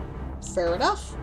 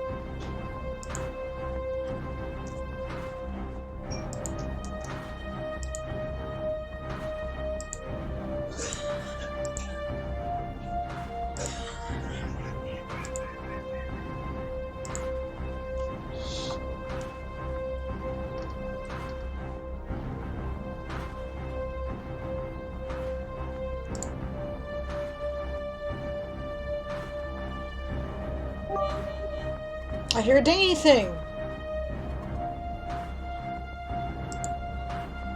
Oh, okay. Thanks, Daz. I posted a pic of the mini in your art share on Discord. Thank you for letting me know. Do you want me to show it on screen?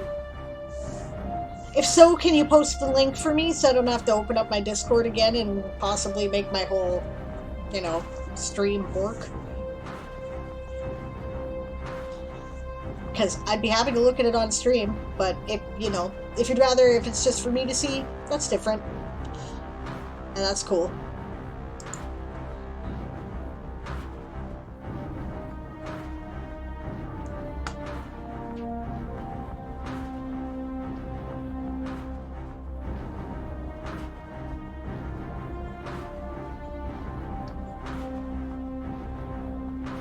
Sure, give you a sec. Awesome, thank you.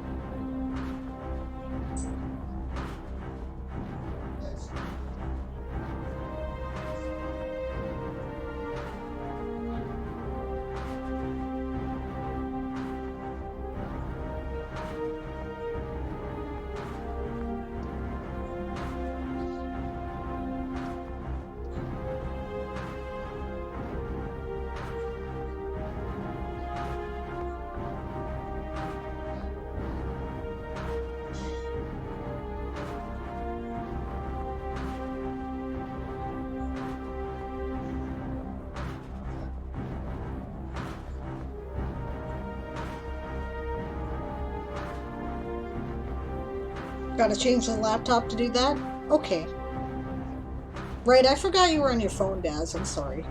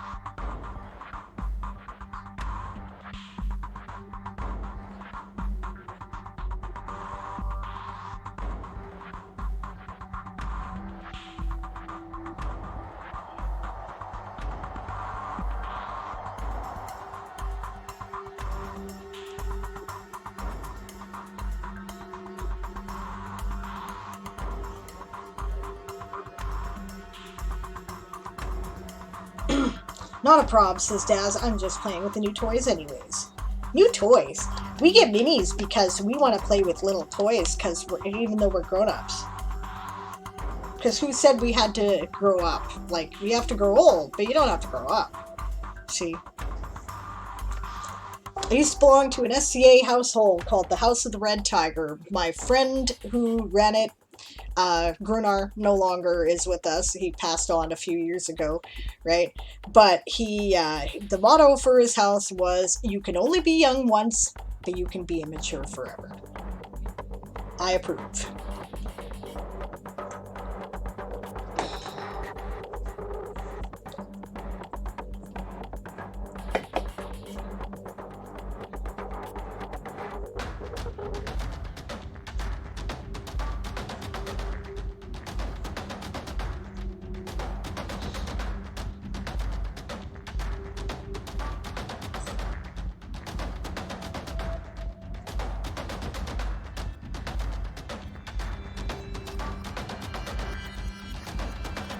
Yeah, growing up is way overrated, says Eli. That's right. Alright, so we got a picture, so I'll take a moment and have a look. We only got 5 minutes left, technically, anyway. So is growing old, but that is somewhat less optional. Yes, unfortunately, we don't get a choice with that one. My mom is not doing well with this growing old stuff. She's, I mean, that's the problem, eh? She keeps trying to do things she's no longer capable of doing. I admire her stubbornness. Yay, good for you, Discord. Fuck off. Okay.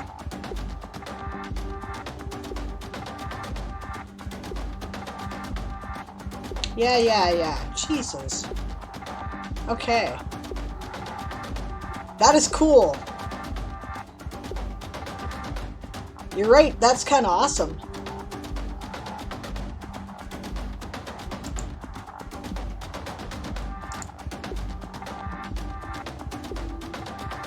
There's a human brigand mini with it to show the size. Yep. Thanks for that, Daz. That's very cool. Rabbit says, a faint idea of a story forming in my head. Rowan's like, I so know the feeling on the mom front. Mine is just as bad. You think we're going to be any different? Come on. I hope I'll be a little bit more intelligent about pushing it, but yeah.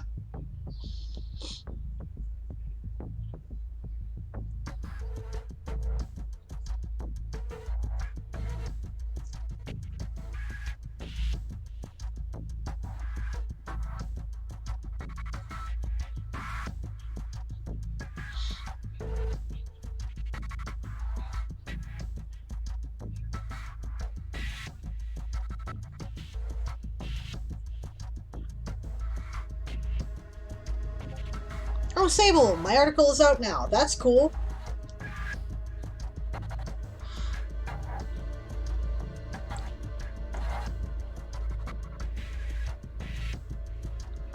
You posted the link in the World Anvil Smelter channel on my Discord, I hope, so people can look. And don't forget to share your challenge article in the channels for doing that, by the way, on World Anvil. Eli says, I'm trying to decide what I can take out of my bag. Do I really need a tablet, keyboard, pens, and notebook? Yes, I am a writer, damn it!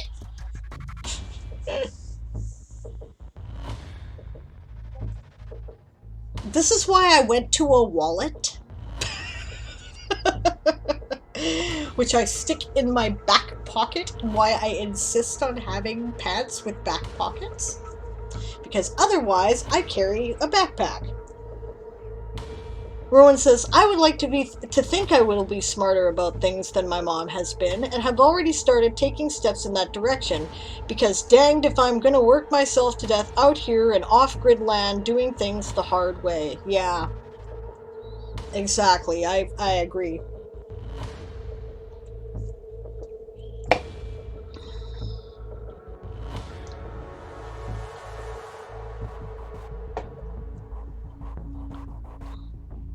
Yes, I use a wallet too. I don't even have a purse. I got rid of it. The last time I had a purse, I left it in my car to take my dog for a walk, and someone broke into my car and stole my credit cards. Now, granted, they didn't get anything off my credit cards because they were maxed, which makes me happy. It's like very amused, one of those ironic things about being poor. But at the same time, I went, that's it. I don't need any bloody purse. It's just hurting my arm and causing damage to my back. Screw this. I'm done. If I need to take something somewhere, I will get a bag and I will do that. So yeah, I have a wallet. I stick it in my back pocket. Total butch. Don't care. I have a wallet. It's in my bag, says Eli. I should probably pick between tablet and keyboard or the pens and notebook. Yes, probably. Rabbit says, I go nowhere without my backpack, which has a Surface Pro, a laptop, a Kindle reader, and a notebook. You're such a writer. It's hilarious. Awesome. That's awesome, Rabbit. Always have both, Eli, in case battery dies. Also a good point.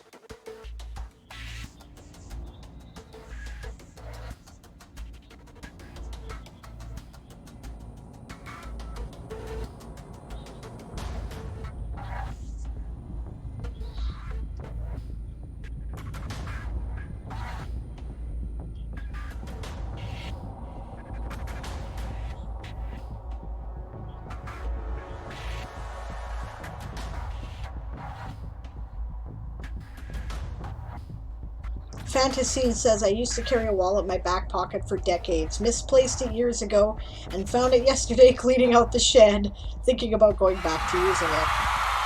Awesome. Okay, gang, that's the sprint. We're at the end of our time. Have we decided who we're going to raid yet? Do you guys have a preference? Thanks for joining me, by the way. I've had a really great time this stream. It's been very chill and relaxed, which, you know, hasn't happened in a while, and that's awesome because I really kind of needed that today. And I feel like I got some, you know, I mean, it's just my regular routine stuff that I got done, but I got it done. I also feel like we had some great conversations. Yeah, it was really cool.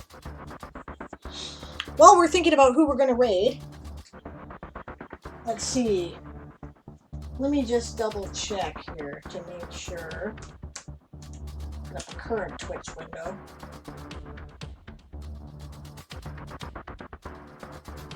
I apologize if you hear my yapping in the background. You probably will. I should probably turn this off. Phew! There we go. Okay, current options include Dire Bear GM, who's an Anvilite,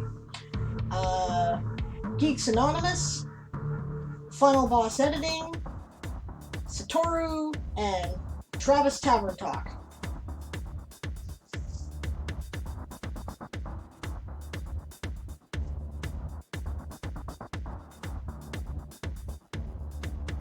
Travis, okay? Going once, going twice. You guys can, you know, throw in your opinion while I'm, if you have one, while I am chatting about things coming up. So, tomorrow, Aaron will be back with Ask an Old GM at 1 p.m. Pacific, 4 p.m. Eastern, and 8 p.m. GMT, meaning 9 p.m. in the UK. Right? Saturday, we're going to have the World Builders Roundtable Adventurers Forge event, which I've talked about a couple times, but I really hope you don't miss it. Myself, RPG Dinosaur Bob, Kahuna the Elder, Diane Stretch, and Aaron will be here. We will be creating an adventure and the world around it according to your input in the chat, live on stream while you watch. That's what we're going to be doing.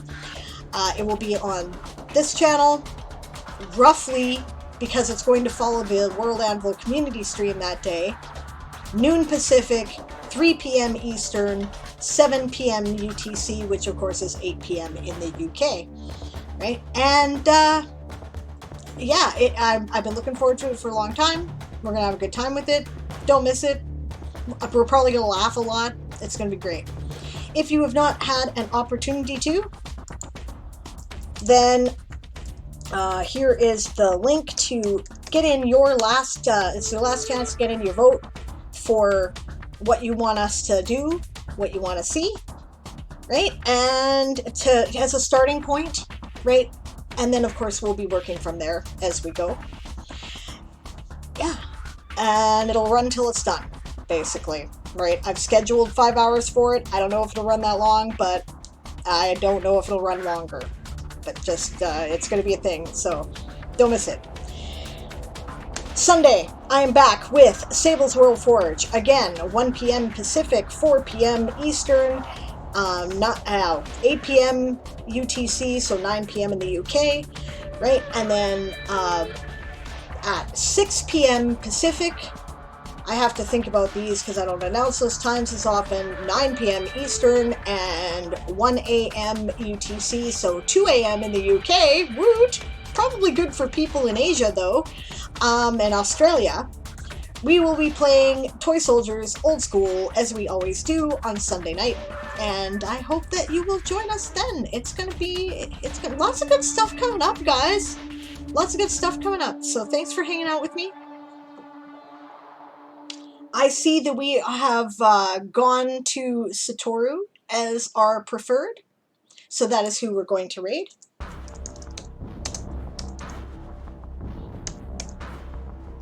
Satoru, he has, yes, 1, 2, 3. Don't forget when you get there to shout a raid shout, which is prepare to be boarded, because we are the Sable's Privateers. Thank you very much for joining me today, everyone. As always, it was a real pleasure. I'll see you on Saturday.